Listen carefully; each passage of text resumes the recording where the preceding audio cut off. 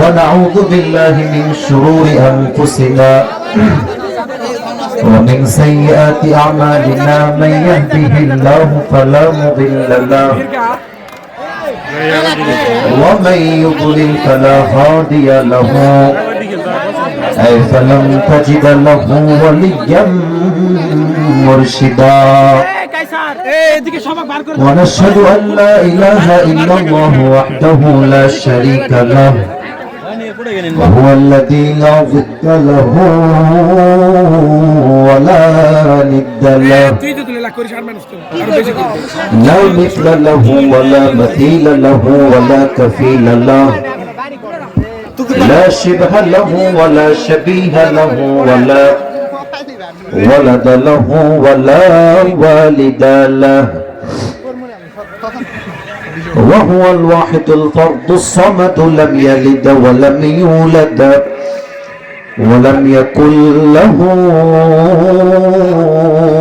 كفوا أحد ونشهد أن سيدنا ونبينا وحبيبنا وحبيب ربنا وطبيبنا وطبيب أرواحنا محمدا عبد الله ورسوله أرسله بالحق بشيرا ونذيرا وداعيا إلى الله بإذنه وسراجا وقمرا منيرا أما بعد فأعوذ بالله من الشيطان الرجيم بسم الله الرحمن الرحيم وللآخرة خير لك من الأولى وقال تعالى في كلامه المجيد كأنهم يوم يرونها لم يلبثوا إلا عشية أو ضحاها وقال تعالى في كلامه المجيد وقال الذين كفروا أئذا كنا ترابا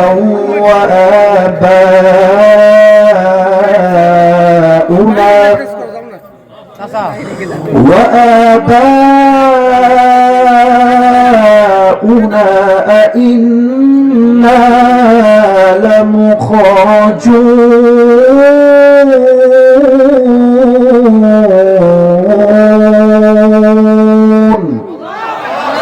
وقال تعالى في كلامه المجيد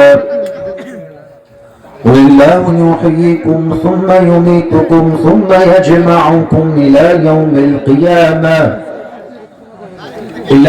القيامة لا ريب فيه ولكن أكثر الناس لا يعلمون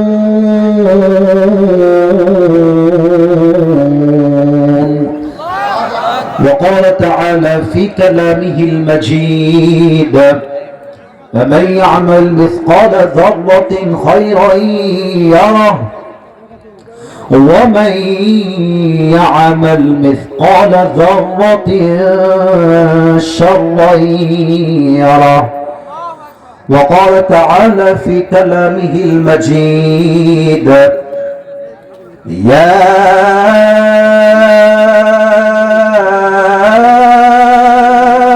أيها الذين آمنوا استعينوا بالصبر والصلاة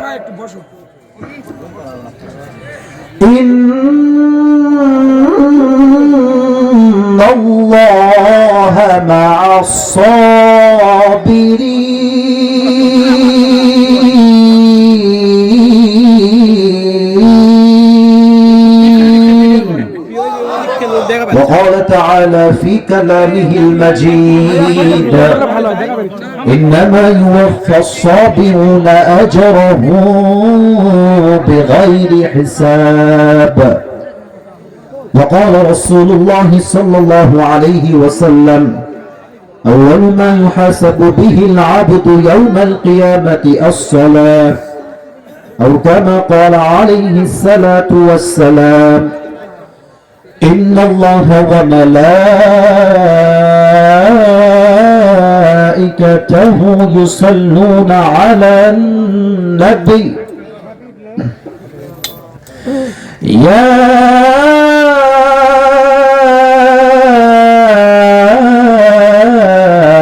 أيها الذين آمنوا صلوا عليه وسلموا تسليما اللهم صل على محمد وعلى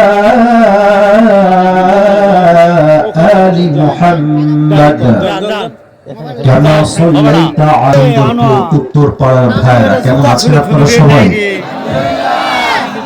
আলহামদুলিল্লাহ শুকরিয়া আল্লাহ তাআলা আমাকে অনেক ভালো রেখেছেন এই যে বামে কথা বলো না তোমরা কথা বলো না আর কোন কথা বলো না আজকে এই প্রোগ্রামে আমরা উপস্থিত হতে পেরে বসতে পেরে সবাই খুশি না বেজার না আওয়াজ আসতে হলে চলবে না আমরা তো জয়পুরহাটের মানুষ মানে আমরা রাজশাহীরও মানুষ আর আমি তো অলওয়েজ বলি রাজশাহী ইজ আ ব্র্যান্ড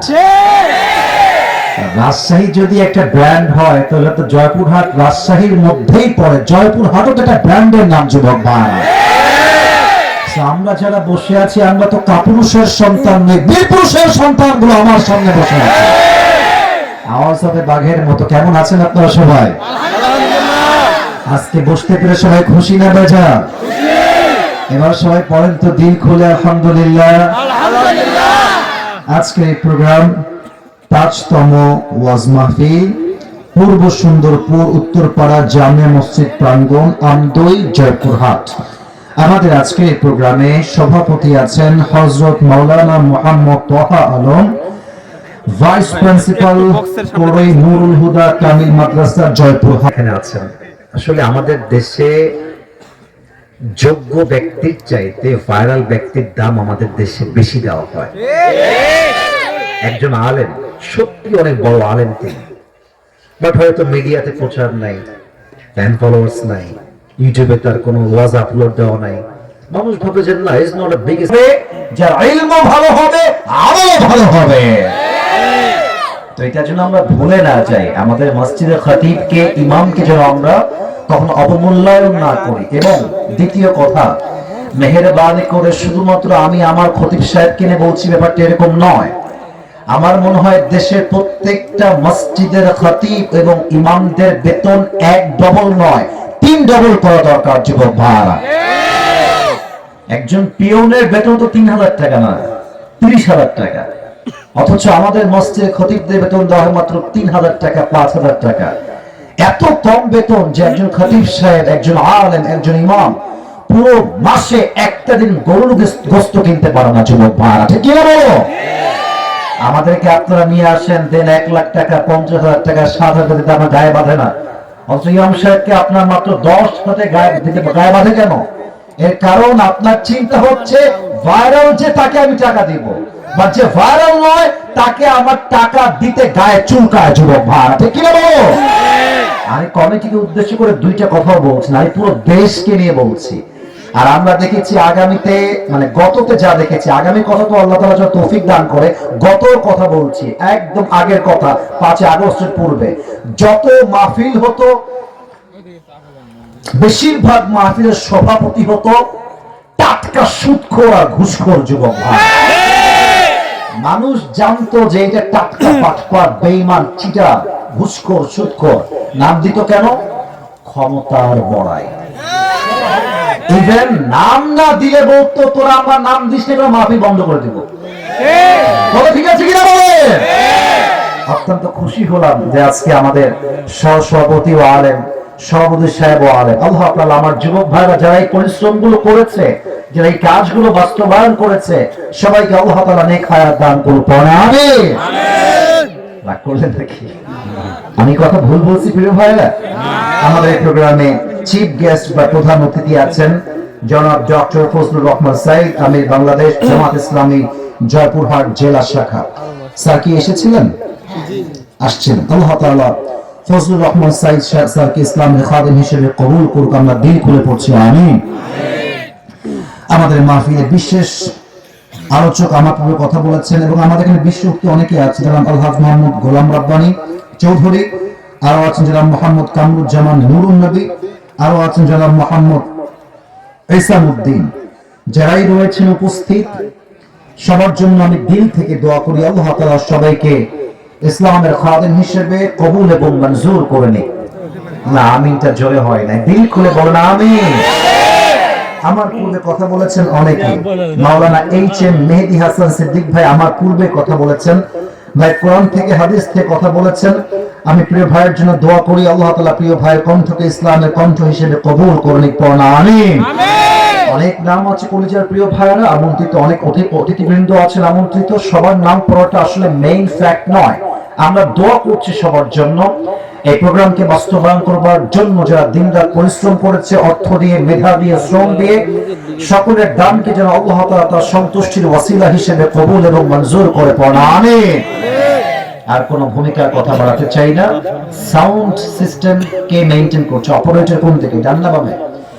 আপনার সাউন্ডটা একটু আগে যেটা ছিল মোটা, বেজে ভাইব ছিল মোটা, ওইটা করে দেন, ঠিক আছে? দুই পাশের বক্সের বেজ হবে মোটা, রিভার্ব এত বেশি বাজবে না, সুন্দর করে মোটা করে সাউন্ড দিয়ে দেন, যে যুবকদের কথা বলতে আসলে মাঝে কোনো সমস্যা না হয়। যুবক ভাইরা, আমি কিছু কথা ভূমিকায় বলতে চাই। ভূমিকায় কথা বলে আমি আমার কোরআন থেকে যে আয়াতগুলো তেলাওয়াত করেছি সেই আয়াত থেকে একটা নির্দিষ্ট বিষয় তাফসীর পেশ করার ট্রাই করব। সকলে বলেন ইনশাআল্লাহ। আমি কিছু কথা বলছি যেটা অত্যন্ত দামি আজকের এই রাতের জন্য, বলতেই হবে, না বললে হয়তো বা মাহফিলটাই হয়তো সম্পূর্ণ হবে না। আজকে আমরা যে মাটিতে বসে আছি এটা জয়পুরহাটের মাটি, বাট আমাদের দেশের নামটা কি? বাংলাদেশ। বীরের মতো বল, আমার দেশের নাম কি? বাংলাদেশি হতে পেরে আপনারা সবাই খুশি না বেজার? তবে মনে রাখতে হবে, দেশ হিসেবে আমার পরিচয় হচ্ছে আমি বাঙালি, আর মানুষ হিসেবে আমার প্রথম পরিচয় বাঙালি নয়, আমার প্রথম পরিচয় মুসলমান ঘরের সন্তান। আমাদের এই দেশের সবচেয়ে বড় শত্রু দেশের নাম হচ্ছে ভারত। আপনারা আসতে ঠিক বললেন কেন? জোরে বলেন, কথা ঠিক আছে কিনা? তারা খুব বেশি বাড়াবাড়ি করছে। তাদের মাথায় রাখা উচিত, বাঙালি ভালোর ভালো, খারাপের খারাপও তারা হইতে পারে। পানি দেখবেন খুব স্থির, খুব ঠান্ডা পানি, স্থির পানি। মানুষ যদি ভাবে যে পানি মনে হয় বোকা, কোনো শক্তি নাই, সে ভুল ভাবছে। পানি যখন ঠান্ডা ঠান্ডাই থাকে, বাট পানির গর্জন তর্জন স্রোত যখন শুরু হয়ে যায়, তার ঢেউয়ে এত শক্তি আল্লাহ দিয়েছে, সে বিশাল বড় পাহাড়কে তার ঢেউয়ের আঘাত দিয়ে চূর্ণ বিচূর্ণ করতে পারে। যুবক ভাই, আমরা নরম আছি বলে ডক্টর ইউসুফ দেখতে একটু ভদ্র বলে আপনারা আমাদেরকে দুর্বল মনে করবেন না। মনে রাখবেন, মুসলমান একজন ইমানদার যুবক হাজার হাজার কাফেরের সমান। আচ্ছা, দ্বিতীয় কথা যেটা না বললেই নয়, আমাদের দেশে চিকিৎসা উন্নয়ন হলে আমার মনে হয় ভারতে আর কেউ যাবে না। যুবক ভাই, এই জয়পুরহাটে, ওইদিকে আপনাদের ঠাকুরগাঁও, এদিকে দিনাজপুর, পঞ্চগড়, এগুলোতে দেখবেন হিন্দু ভাইরা অনেক বেশি বসবাস করে। হিন্দু ভাইরা আমাদের ভাই, তারা মন্দিরে পূজা করবে, তাদের উৎসবে তারা উৎসব পালন করবে, কোনো বাধা আমাদের পক্ষ থেকে চুল পরিমাণ নেই। ইভেন এই কথা মাথায় রাখতে হবে, এই দেশে হিন্দুরা, খ্রিস্টানরা জামাই আদরে থাকে, তাদের গায়ে কখনো কোনো হাত তোলা হয় না। বরং যারা আজকে তাদের গায়ে হাত তুলতে চায়, তারা আসলে ওই দলের লোক যারা দেশ থেকে পালায় গিয়েছে। তারা এইগুলো করে সাম্প্রদায়িক দাঙ্গা লাগাতে চায়, দেশটাকে অস্থিতিশীল করতে চায়। আমি আসিফ স্পষ্ট ভাষায় জয়পুরহাটের মাহফিল থেকে বলছি, যদি আগামীতে আবার কোন যুদ্ধ করতে হয়, যুবকরাই মাঠে নামবে তা নয়, মুরব্বীরা মাথায় কাপড়ে কাপড় বেঁধে রাস্তায় নেমে যাবে। যুবক ভাই, আর যদি আগামীতে আবার ডাক আসে স্বৈরাচারকে নামাইতে হবে, দেশের মাটিকে আবার স্বাধীন করতে হবে, আল্লাহর জমিনে আল্লাহর রাজ কায়েম করতে হবে, জয়পুরহাট থেকে একজন শহীদ আবু সাইদ নয়, হাজার হাজার শহীদ আবু সাইদ মাথায় কাপড়ে কাপড় বেঁধে রাস্তায় নামবে। যুবক ভাই, আল্লাহ তাআলা এই স্লোগানকে কবুল করে পড়াবে। এবং এই কথা মাথায় রাখবেন যে খালি মাহফিলে ঠিক বেঠিক বলে কাপালেই হবে না, হৃদয় ঈমানের টেস্ট থাকতে হবে যুবক ভাইরা, ঠিক কি না বলো? আল্লাহ তাআলা আমাদের সবাইকে বোঝার তৌফিক দান করুন, সকলে দিল খুলে পড়ুন আমিন।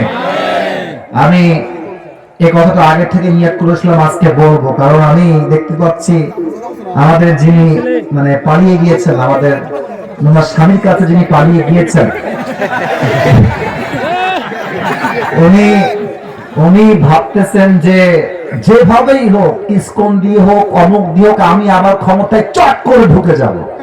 আমরা একটা ছোট্ট কথা বলি, লজিক্যাল কথা, এটা যুক্তির কথা। জয়পুরহাটের ভাইরা, ওনার হাতে 5 আগস্টের সকালে, আমি কোন সরকারের লোক নই, আমি কোন দলের লোক নই, আগে এটা ডিক্লেয়ার দিলাম যেন আপনাকে আমাকে দালাল না ভাবেন। ওনার হাতে 5 আগস্টের সকালে পুলিশ ছিল, বিডিআর ছিল, র্যাব ছিল, এয়ারফোর্স ছিল, ল্যান্ড ফোর্স ছিল, আর্মি ছিল, সেনাবাহিনী ছিল, তথাকথিত গুন্ডালি বাহিনীও তার হাতে ছিল। এত কিছু দিয়েও তো আপনি আপনার ক্ষমতার চেয়ারকে ধরে রাখতে পারলেন না। আর আপনি মামুর বাড়ি দিল্লি গিয়ে মারামারি লাগাই দিবেন, এই করবেন সেই করবেন, চট করে ক্ষমতায় বসে যাবেন।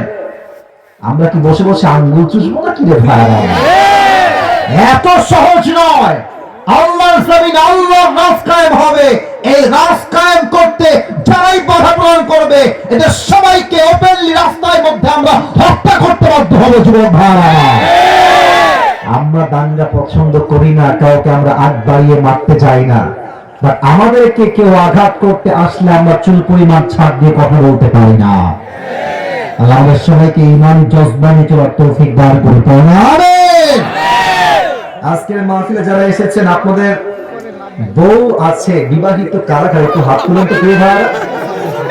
আচ্ছা, বিবাহিত ভাইরা আপনারা, আচ্ছা হাত নামান, আব্বাজান আব্বাজান হাত নামান, যুবক ভাইরা হাত নামান। আমাদের এই মাহফিলে যারা এসেছেন, বউ নাই, সিঙ্গেল কারা কারা একটু হাত তোলেন। কি অবস্থা? আপনাদের তো কারো বিয়ে হয় নাই। আপনারা কি শিওর যে বিয়ে হয় নাই? আমি বিশ্বাস করি না, মিথ্যা কথা। বউ আছে সবার নাকি নাই? আরে সিঙ্গেলদের কষ্ট রে আল্লাহ এই শীতকালে দূর করে দিক।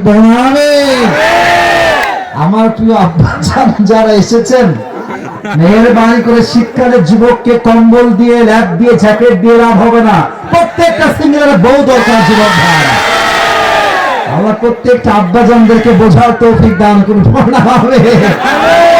আমার আব্বারা বলে যে তুই পায়ে দাঁড়া, তুই ব্যবসা কর, তুই চাকরি কর, তারপরে তোর বিয়ে হবে। আব্বা যান, আপনি যদি আপনার ছেলেকে সঠিক বয়সে বিয়ে না দেন, আপনার ছেলে যত ঘাটে পানি খাবে, প্রত্যেকটার দায়ভার কিয়ামতে আপনাকে বহন করতে হবে। আর বাপের কথা কি বলবো, সব ঝামেলা হচ্ছে মেয়েদের ভিতরে।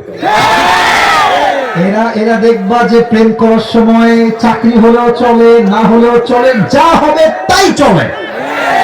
কিন্তু বিয়ের সময় আসলে মেয়েরা দেখবা টাকা পাইলে টাকলাকেও তারা বিয়ে করতে দেরি করে না। এর মানে আজকাল মেয়েদের কাছে চরিত্রের চাইতে money is a big deal for them, যে কিনা বলো। আমার আব্বাজানদের স্লোগান হবে যে আমার জামাই যে হবে টাকাওয়ালা হওয়া জরুরি নয়, ব্যবসায়ী হওয়া জরুরি নয়, বিশাল বড় সরকারি চাকরিজীবী হওয়া জরুরি নয়, আমার জামাই যে হবে নবীর আদর্শবান হতে হবে। আল্লাহ আমার প্রিয় আব্বাজানদেরকে বোঝার তৌফিক দান করে আমিন। মুরব্বীরা কিন্তু আজকে খুব ঠিক বেঠিক বলছে, বোঝা যাচ্ছে। আল্লাহ তাআলা প্রিয় মুরব্বীদেরকে নেক হায়াত দান করে আমিন। 3টা তাকবীর দিয়ে আমরা মূল ওয়াজে ফিরে যেতে চাই। প্রথম তাকবীর দিবেন আমার প্রিয় মুরব্বীরা, বিবাহিত ভাইরা। দ্বিতীয় তাকবীর দিবেন আমার প্রিয় সিঙ্গেল ভাইরা। আমি টেস্ট করতে চাই আজকে কাদের গায়ে শক্তি কত বেশি। বিবাহিত ভাইরা তো কাশি দিয়ে গলা ঠিক করেন। আচ্ছা, বিবাহিত ভাইরা দিবেন। এই সিঙ্গেল তোমরা কিপ কোয়াইট, কিপ সাইলেন্ট, একদম চুপ থাকবা, না হয় কিন্তু হেরে যেতে পারো। বিবাহিত ভাইরা যা স্লোগান দেন, লিল্লাহি তাকবীর, আল্লাহু আকবার। এই সাউন্ড ভালো আছে রে বাবা। সিঙ্গেল আবার হেরে যেও না কিন্তু, মান সম্মান নষ্ট হয়ে যাবে কিন্তু। আর তো সিঙ্গেল না, একবার কাশি দাও, দেখা যাক কে পারে। আর হুজুরও আছে, আমার মুরব্বীরা আছে, তারাই নাম্বার দিবে। লিল্লাহি তাকবীর। হুজুর সরি, আমি বিবাহিত ভাইয়ের কাছে বললাম আই এম সো সরি, আমাকে মাফ করে দিবেন, আজকে সিঙ্গেল ভাই পাস করেছে। এবার আমরা সবাই মিলে একটা তাকবীর দিব এমন জোরে যে আমি আসিফ সহ আমার মুরব্বী আব্বাজান, আমার খতিব সাহেব, পেছনের ভাইরা সবাই মিলে তাকবীরের ঠেলা স্টেজ ভেঙে নিচে পড়ে যাবে। কাঠের মতো দিবেন সবাই, একটা কাছে দেন। লিল্লাহি তাকবীর, মারাত্মক সাউন্ড। আজকে আমার সামনে কেউ বিড়ালের বাচ্চা বসে না, সব সিংহের বাচ্চাগুলো আমার সামনে বসে। আল কোরআনের আলো সংসদে চালু, ভুল হয়েছে, আবার ট্রাই করে। আল কোরআনের আলো, এই হাত তুলবেন, ডান হাত তুলবেন। আল কোরআনের আলো, আল হাদিসের আলো, কোরআন হাদিস যেখানে, আলেম ওলামা যেখানে, জয়পুরহাটবাসী যেখানে, আল্লাহ তাআলা যেন কবুল করুন। পড়া আমি, আমার কলিজা ঠান্ডা হয়ে গেছে আজকে, আমি যে অডিয়েন্স পেয়েছি।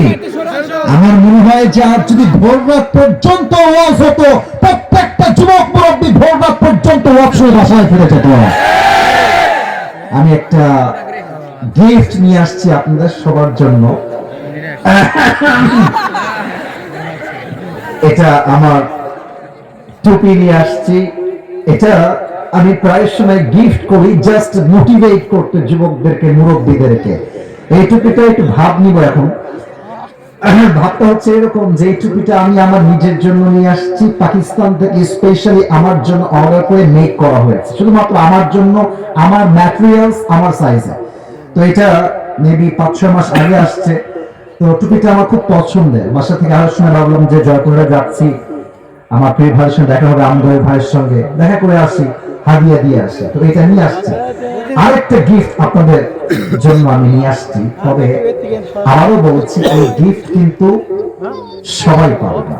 ये नसीब की बात है मेरे दोस्त, ये हर किसी को मिलने वाला नहीं है। এটা কপালের ব্যাপার। আমি একটা আমার ইউজ করা আতর নিয়ে আসছি। এই আতর আর টুপি দুইটা ইউনিক, দুইটা মোটামুটি ব্র্যান্ড কোয়ালিটি বলা যেতে পারে আমার ভাষায়। তো আমি কেন বলছি এই কথাগুলো, আমি এখন যে ওয়াজটার মূল বিষয় রিপ্রেজেন্ট করব, কোন মুরব্বী বা কোন যুবক যদি শেষে গিয়ে আমার কথাগুলো আমাকে বলতে পারে, তাকে আজ এই টুপি এবং এই আতর আমরা উপহার দিব। বলেন সবাই ইনশাআল্লাহ। মাশাআল্লাহ। আবার বলেন সবাই ইনশাআল্লাহ। আজ আমাদের, আচ্ছা আমাকে আজকে প্রথম দেখলেন কারা কারা? এই সরাসরি কে কে? সবাই দেখেছেন আমাকে? মাশাআল্লাহ, বসুন বসুন। মানে আপনারা আমাকে ফেসবুকে আগে দেখেছেন আর আজকে সরাসরি দেখেন, কথা ঠিক আছে আমার? আচ্ছা, আমি আমার ওয়াজের দিকে ফিরে যাচ্ছি। একটা সতর্কবার্তা দিচ্ছি, সতর্কবার্তা। যদি ওয়াজের মাঝে কেউ উঠে যায়, লুঙ্গি টাইমে ধরে বসায় দেবে, তবে সাবধান লুঙ্গি যেন খুলে না যায়, নরমালি টেনে বসাই দিবেন। এর কারণ আজকের মাহফিলে আসা যাবে, বসা যাবে, খাওয়া যাবে, ঘুমানো যাবে, বাট উঠে যাওয়া যাবে না। আমি 11টার সময় এসেছি, কমপক্ষে আমার ওয়াজ যতক্ষণ শেষ না হবে একটা যুবক ডান বাম হতে পারবে না, ঠিক কিনা বলো? লিল্লাহি তাকবীর।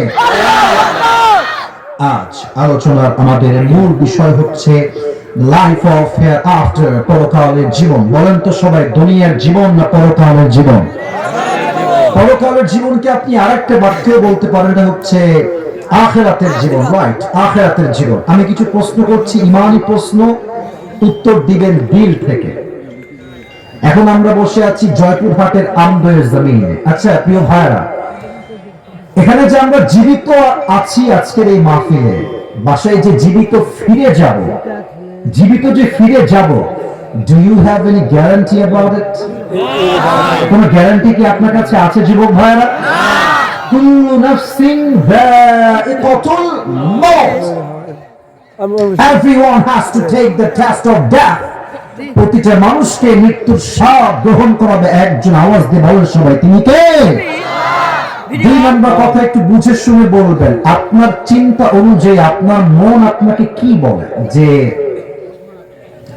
দুনিয়ার জীবন কি বেশি উত্তম না আখিরাতের জীবন বেশি উত্তম? মুরব্বীরা আমার সাথে কথা বলতে হবে আজকে, যুবক ভাইরা কথা বলতে হবে আজকে। দুনিয়ার জীবন কি বেশি উত্তম না আখিরাতের জীবন বেশি উত্তম? এটা দলিল বা রেফারেন্স এই কোরআনে যুবক ভাইরা বড় সবাই আছে না নাই?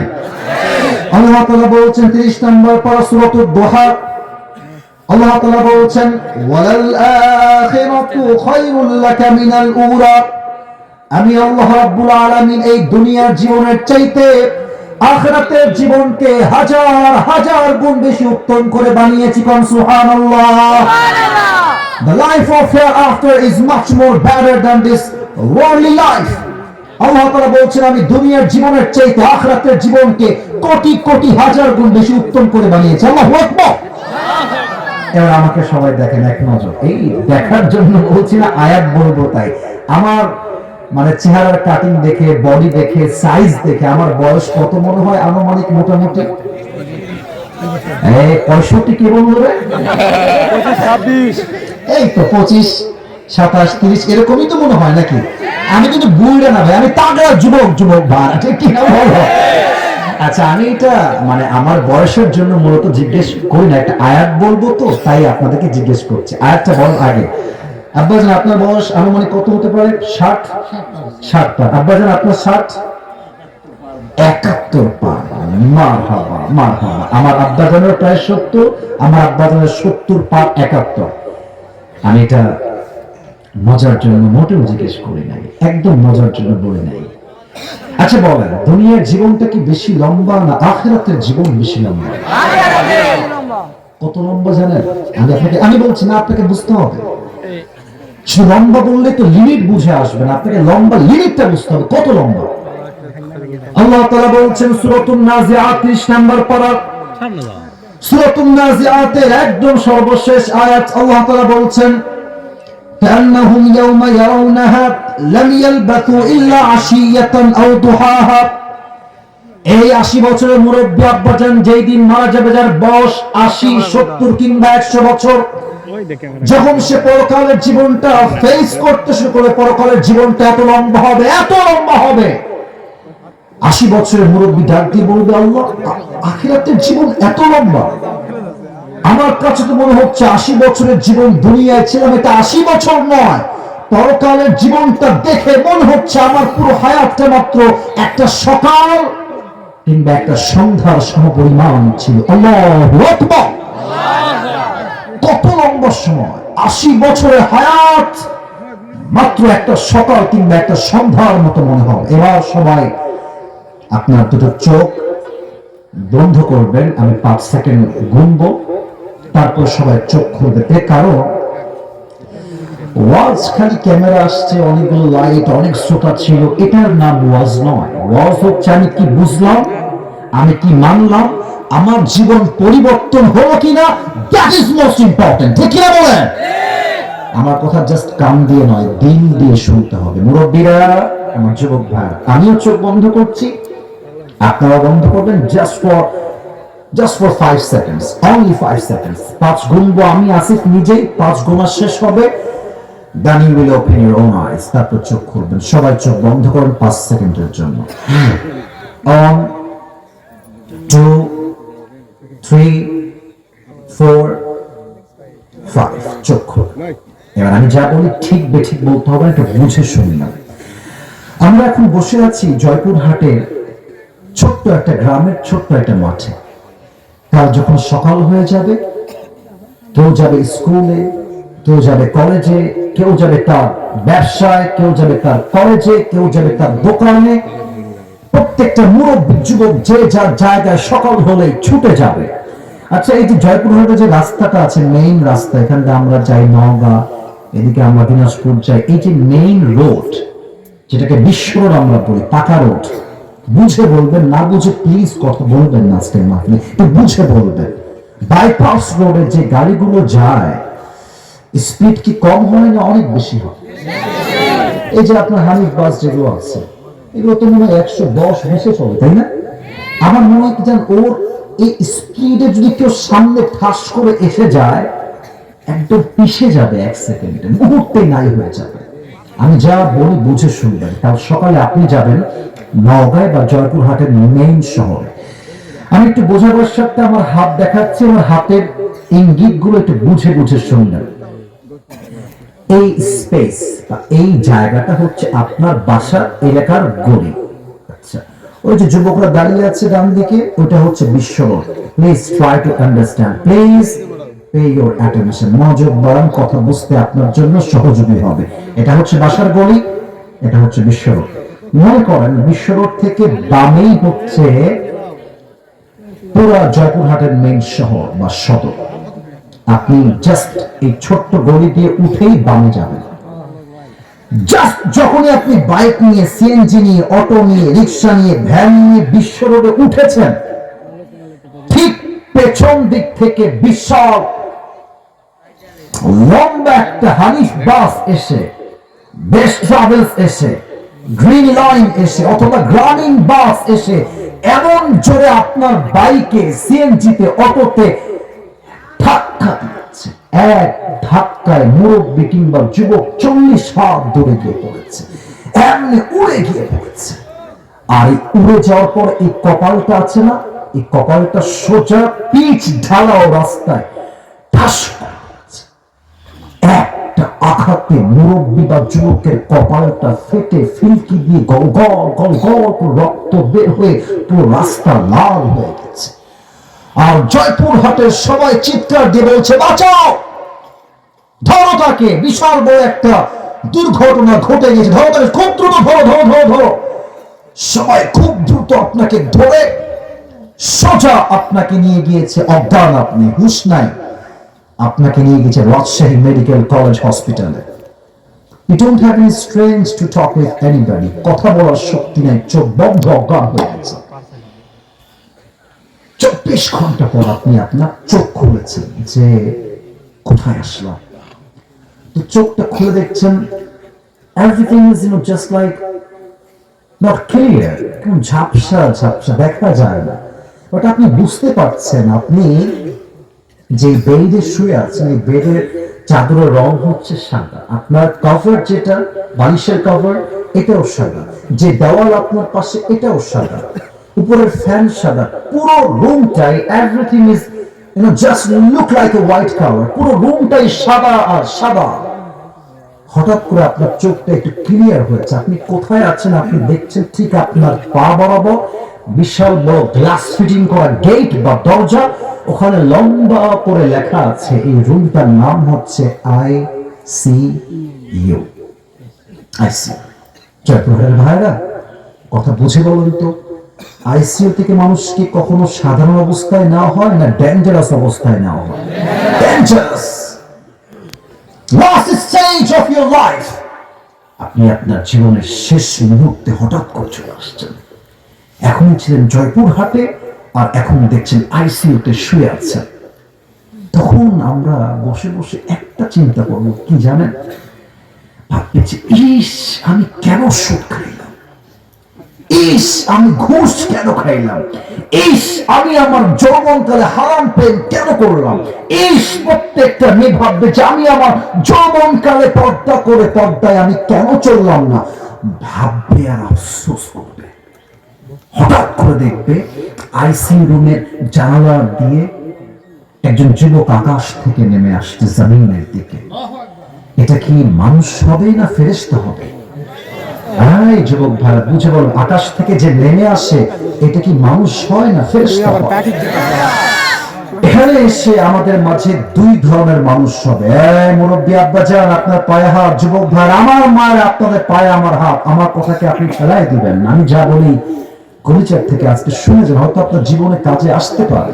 দুই ধরনের মানুষ মৃত্যুর সময় হবে। এক, the death of people those who perform the salah, and number two is the death of people those who do not perform the salah। এক হচ্ছে নামাজি বান্দার মরণ, আর হচ্ছে বেনামাজি বান্দার মরণ। নামাজি বান্দার মৃত্যু কেমন করে হবে? আমাকে দেখেন, মালাকুল মউত তার দেহের পোশাক হবে সাদা, গায়ের রং হবে ফর্সা, তার মুখে থাকবে লম্বা চাপ দাড়ি, আর তার চেহারা হবে নুরানি মাখা চেহারা। মালাকুল মউত এসে নামাজি বান্দার সামনে সুন্দর করে দাঁড়াবে। আমি আরবিতে বলছি, আরবিটা বলে আমি বাংলা বলছি। সে বলবে, ইয়া আইয়াতুহান নাফসুল মুতমাইন্না উখরুজি ইলা মাগফিরাতিল্লাহি ওয়া রিদওয়ানি। I repeat again, আমি আবার বলছি, ইয়া আইয়াতুহান নাফসুল মুতমাইন্না উখরুজি ইলা মাগফিরাতিল্লাহি ওয়া রিদওয়ানি। এই নামাজি বান্দা, কষ্টের দিন শেষ, সুখের দিন মোবারকবাদ। আসো আসো আসো আসো। কোথায় আসো? আল্লাহর জান্নাত, আল্লাহর সন্তুষ্টি তোমার অপেক্ষায় বসে আছে। আচ্ছা মুরব্বীরা, যুবক ভাই, এটা আমার হাতে কি বলেন তো? হ্যাঁ হ্যাঁ, আপনারা খুবই অ্যাক্টিভ, মাশাআল্লাহ। এটার নাম কি? দেখেন তো একটু টিস্যুর দিকে, এটা কি গোল না চারকোনা? গোল না চারকোনা? নামাজি বান্দার রূহটা আল্লাহর কাছে এত দামি হবে, তার রূহটাকে রিসিভ করার জন্য আল্লাহ তাআলা জান্নাত থেকে ফেরেশতার মাধ্যমে একটা লাল রেশমি রুমালের কাপড় দুনিয়াতে তার রূহটাকে রিসিভ করে জান্নাত পর্যন্ত নিয়ে আসার জন্য আল্লাহ তাআলা নিজে একটা লাল স্পেশাল জান্নাত থেকে পাঠানো রুমাল আল্লাহ তাআলা বান্দার কাছে নিজেই পাঠিয়ে দিবে। মালাকুল মউত তার রূহটাকে কবজ করবে, সুন্দর করে রূহটাকে কবজ করে সুন্দর করে প্যাকেট করবে জান্নাতি রুমালের ভেতরে। কাফান মিন নাকফানিল জান্নাহ ওয়া হানুত মিন হানুতিল জান্নাহ। মালাকুল মউত ওই মুরব্বির রূহটাকে কবজ করে, যুবকটার রূহকে কবজ করে সুন্দর করে আদবের সঙ্গে নিয়ে ওই রূহটাকে জান্নাতের ঠিকানা ইল্লিন পর্যন্ত পৌঁছায় দিবে। সুবহানাল্লাহ। এটা হচ্ছে নামাজি বান্দার মরণ। আর যারা বেনামাজি আজকে মাহফিলে আসছেন, রাগ করবেন না, আমি আসিফের কথা। এখানে অনেক যুবক আসছে, মুরব্বীরা আসছে, এশার নামাজটাও পড়ে নাই, বাসায় গিয়ে ঘুমায় যাবে, ফজরটাও তারা পড়বে না। ঠিক কিনা বলে? আপনার মৃত্যু কত ভয়ঙ্কর হবে বুঝে না, বুঝে না। বেনামাজি বান্দার সামনে যখন মালাকুল মউত আসবে, তার চেহারা স্কিন কালার হবে নীল, ব্লু কালার, নীলাভ বর্ণের দেহ হবে তার।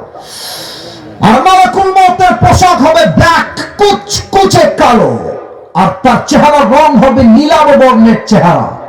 মালাকুল মউতের একটা পা থাকবে জমিনে, হেড তথা মাথা থাকবে আকাশ বরাবর। বিশাল লম্বা একটা দেহ হবে। বেনামাজি মুরব্বী যখন মালাকুল মউতকে সচক্ষে দেখবে, তার ভয়ঙ্কর চেহারা, বেনামাজি যুবক, বেনামাজি মুরব্বী, বেনামাজি মেয়ে, বেনামাজি মহিলার পুরো দেহের মধ্যে মালাকুল মউতের ভয়ঙ্কর চেহারা দেখে একটা কম্পন তৈরি হয়ে যাবে। পুরো দেহটা থরথর থরথর করে কাঁপবে, এই চোখটা উঠে যাবে, বিশাল বড় হয়ে যাবে। মালাকুল মউত, এই বেনামাজি বান্দা বের হয়, ইয়া আইয়াতুহান নাফসুল খাবিথা উখরুজি ইলা গাদাবিল্লাহ। এই বেনামাজি বান্দা বের হয়ে আয়, তোর রূহ নিয়ে আমার কাছে। নামাজি বান্দার রূহটা খুব সহজে বের হয়ে যাবে, বেনামাজি বান্দার রূহটা সহজে বের হবে না। একবার রূহটা বের হয়ে ডান দিকে দৌড় দিবে, আর একবার রূহটা বের হয়ে বাম দিকে দৌড় দিবে, আর একবার রূহটা বের হয়ে পেছন দিকে দৌড়ে পালাইতে চাইবে। মালাকুল মউত ধমক দিয়ে ডাক দিয়ে বলবে, ইয়া আইয়াতুহান নাফসুল খাবিথা উখরুজি ইলা গাদাবিল্লাহ। বেনামাজি রূহ বের হয়ে আয়। রূহটা বের হতে চাইবে না, ঠিক তখনই আমার বাম হাত দেখেন, look at my left hand, বাম হাত দেখেন যুবক ভাইরা মুরব্বীরা, বেনামাজি বান্দার দিকে মালাকুল মউত তার বাম হাতটা দিয়ে এমন একটা ধাওয়া দেবে রূহের দিকে। রূহটাকে বাম হাত দিয়ে এমনি ধরে ফেলবে, বুকের ভিতর থেকে রূহটাকে এমন ভাবে টেনে হিচড়ে বাহিরে বের করবে। হাদিসে আসছে, একটা জীবিত ছাগলকে জবেহ না করে তার চামড়া কেউ যদি চাকু দিয়ে টেনে হিচড়ে ছিঁড়ে ফেলে, ওই ছাগলটার যে পরিমাণ কষ্ট হয় বেনামাজি বান্দা তার চাইতে 70 গুণ বেশি কষ্ট দিয়ে তার রূহকে কবজ করা হবে। সকলেই বলেন নাউজুবিল্লাহ। এই কষ্টকে আপনি সহ্য করতে পারবেন? আপনি নামাজ পড়েন না কেন তাহলে? আপনি তো পারবেন না। এই কষ্ট সহ্য করা যায় না। আরে কেউ তো একটা ব্যাটের আঘাত করলে সহ্য করতে পারি না। মালাকুল মউত রূহটা এমনি টেনে হিঁচড়ে বের করলে আমরা কেমনে সহ্য করব? রূহটা বের হয়ে যাবে, কবরের জীবন শুরু হয়ে যাবে। এবার একটা প্রশ্ন করবো, উত্তর দিবেন অনেকে ভুল ভাল, এটা বুঝে উত্তর দেন। তাহলে বুঝে উত্তর দিবেন। কবরের মোট প্রশ্ন হবে কয়টা? তিনটা না চারটা। রাইট আনসার চারটা। আমি প্রথম প্রশ্ন করছি, আপনার উত্তর দেন। আমার দিল থেকে উত্তর চাই। প্রথম প্রশ্ন, রব্বুক, তোমার রব কে? আল্লাহ। আল্লাহকে তো আসতে ডাকলেন, বরং আমাদের রব কে? শাহাদত আঙ্গুলি উত্তোলন করে বলেন সবাই, আমাদের রব কে? আল্লাহ আমার রব, আল্লাহ আমার রব। দমে দমে তনু মনে তারি অনুভব। তোমার দুনিয়াতে আমি যেদিকে তাকাই, অথই নিয়ামতে ডুবে আছি সবাই। পথ পাখালির কণ্ঠে শুনি তাসবিহ করো রব, তাসবিহ করো রব। আল্লাহ আমার রব, এই রবই আমার সব। দমে দমে তনু মনে তারি অনুভব। রব কে? দুই নম্বর প্রশ্ন হবে, আচ্ছা আরিফু হাযার রাজুল, তুমি কি এই ব্যক্তিকে চেনো? এই ব্যক্তি তোমার কে হয়? মান নাবিয়্যুক, who is your last messenger? এটা সবাই কিন্তু জবাব দিতে পারবে না। একটা কথা বলে ফেলি, না বললে বুঝবেন না। আচ্ছা এটা নিচ্ছি, সমস্যা না, বুঝ লাগবে না, আমি নিচ্ছি। কালকে আমার পরীক্ষা আছে সকালবেলা। এই আব্বাজান আমার চোখে চোখ রাখেন, আব্বাজান মুরব্বীদের একটু চোখে চোখ রাখেন, যুবকরা আমার কথা আশা করছি বুঝবে। এটা হচ্ছে আমার পরীক্ষার এক্সামিনেশন হলের প্রশ্নপত্র, ঠিক আছে? আর এটা হচ্ছে আমার বই, যে বই থেকে প্রশ্ন হবে। তো বইয়ে মনে করেন প্রশ্ন দেওয়া আছে, বাংলাদেশের রাজধানীর নাম কি? আমি পড়লাম বাংলাদেশের রাজধানীর নাম হচ্ছে ঢাকা। আবার এখানে প্রশ্ন আছে, নদীর শহরের নাম কি? উত্তর দেওয়া হচ্ছে মদিনা। আমি প্রশ্নগুলো পড়লাম, মুখস্থ করলাম, আগামীকাল পরীক্ষা হলে যাব, প্রশ্ন আসবে, জাস্ট ব্রেইন দিয়ে উত্তর দিয়ে দিব, উত্তর সঠিক হয়ে যাবে। এখানে ভুল ধারণা ভাঙতে হবে। কবরের প্রশ্ন কিন্তু এমন নয় যে দুনিয়া আপনি জানলেন আর বলে দিবেন, তা না। কবরের প্রশ্ন ব্রেন দিয়ে হবে না। আমার খতিব সাহেব বাম পাশে বসে আছে। কবরের প্রশ্ন হবে ঈমান দিয়ে। যা ঈমান এবং আমল দুইটাই ঠিকঠাক ছিল, সেটা ঈমানের জোর দিয়ে বলবে হাযা নবিয়ুনা মুহাম্মাদুর রাসূলুল্লাহ সাল্লাল্লাহু আলাইহি ওয়াসাল্লাম। তবে সবাই পারবে না। আমার দিকে তাকায় কম তো, আমার মুখে এই যে এই কালো লম্বা লম্বা, এটার নাম কি? আমার আব্বাজান বলেছেন এটার নাম কি ভাইরা? আমাকে দাঁড়িয়ে রেখে কি আনস্মার্ট লাগতেছে? খ্যাত লাগতেছে? আনকোয়ালিফাইড লাগতেছে? না। অনেক মেয়ে দেখবেন দাড়ি রাখলে কত কথা ঠিক আছে কিনা আমাকে আগে বলতে হবে। বলবে যে দাড়িওয়ালা ছেলে পছন্দ না বিয়ের জন্য। আমার আব্বাজান বুঝে গেছে, আরে বেটা কথা হবে স্পষ্ট ভাষায়। আমরা জয়পুরহাটের ছেলে, যা বলবো মুখে মুখে, ভালোবাসলে আই লাভ ইউ, না বাসলে আই হেট ইউ, ঠিক কিনা বলো? স্পষ্ট ভাষায় বলবো আজ থেকে, শুনে না আমার থেকে। দাড়ি রেখে যেই মেয়ে আমাকে বিয়ে করতে চাইবে না, ও কিসের বিয়ে করবে না? তো আমার বউ হওয়ার যোগ্যতাই রাখে না। দাড়ি রেখে যেই মেয়ে আমাকে বিয়ে করতে চাইবে, নিশ্চিত সেই মেয়ে আল্লাহকে ভালোবাসে, রাসূলকে ভালোবাসে, সেই মেয়ে তো আমার বউ হওয়ার যোগ্যতা রাখে। এবার বলেন তো, আমার নবীর মুখে লম্বা লম্বা চাপ দাড়ি ছিল কি ছিল না? আমার নবীর মতো সুন্দর এই তল্লাটে দ্বিতীয়টার কেউ কি হতে পারে? যাদের চেয়ে সুন্দর তুমি, নবী আমার কামলিওয়ালা, দো জাহানের বাদশা তুমি, প্যারা নবী সাল্লি আলা। দো জাহানের বাদশা তুমি, প্যারা নবী সাল্লি আলা। যাদের চেয়ে সুন্দর তুমি, নবী আমার কামলিওয়ালা। সুবহানাল্লাহ সবাই। 2 নম্বর প্রশ্ন শেষ। 3 নম্বর, ওয়ামা দীনুক, what is the name of your religion? তোমার ধর্মের নাম কি? বলো সবাই ধর্মের নাম। এমনি হাত উজাড় করে বলেন, আমাদের ধর্মের নাম। মুসলমান হয়ে খুশি না বেজা? ইসলাম যখন বলে ফেলবেন, এবার ফেরেশতা বলবে, আরে এ কে রে? একটা উত্তর বাঁধে না কেন? এ কে রে? তুমি কি নকল করেছো নাকি ভাই? ও মা ইলমুক। 4 নম্বর প্রশ্ন, ও মা ইলমুক, এই তোমার জ্ঞানের উৎস কি? তুমি এত কিছু জানো কেমনে? কই থেকে জানছো? তোমার রব আল্লাহ, তোমার নবী ইনি, তোমার ধর্ম ইসলাম। How do you know that?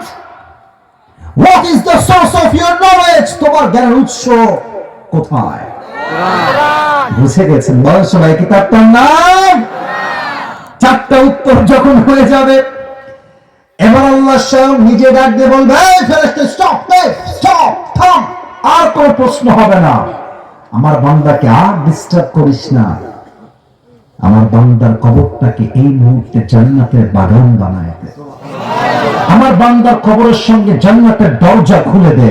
আমার বান্দার কবরটাকে দুনিয়ার ঘ্রাণ দিস না, পুরো কবরটাকে জান্নাতের মেশকে আম্বরের ঘ্রাণ দ্বারা সুঘ্রাণ করে দে। সুবহানাল্লাহ। এই হচ্ছে পরকালের জীবনের প্রথম ধাপ, কবর।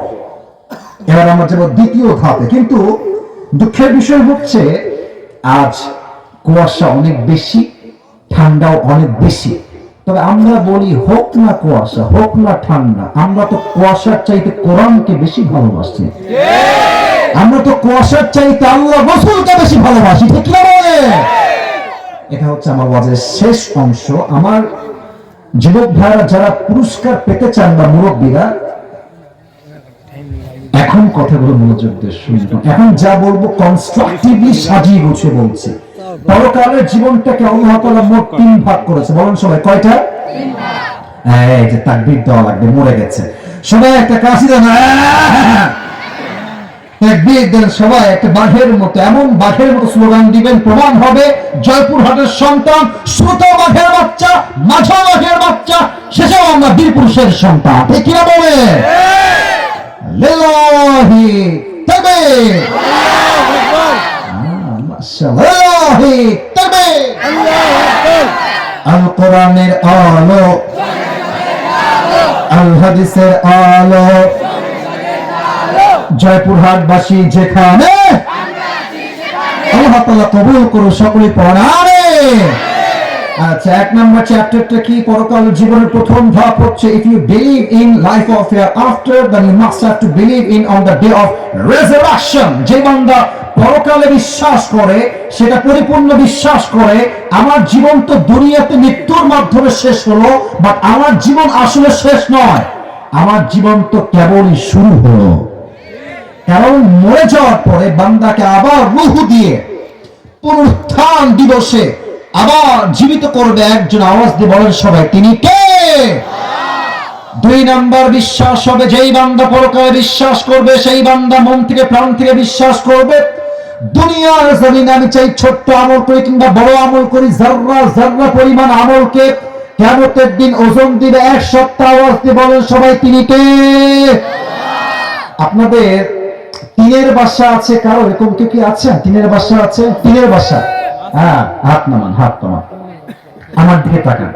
এটা উপরে কি কাপড় বা সামিয়ানা, তাই না আব্বাজানরা? সামিয়ানা। মনে করেন এটা হচ্ছে টিনের বাসা।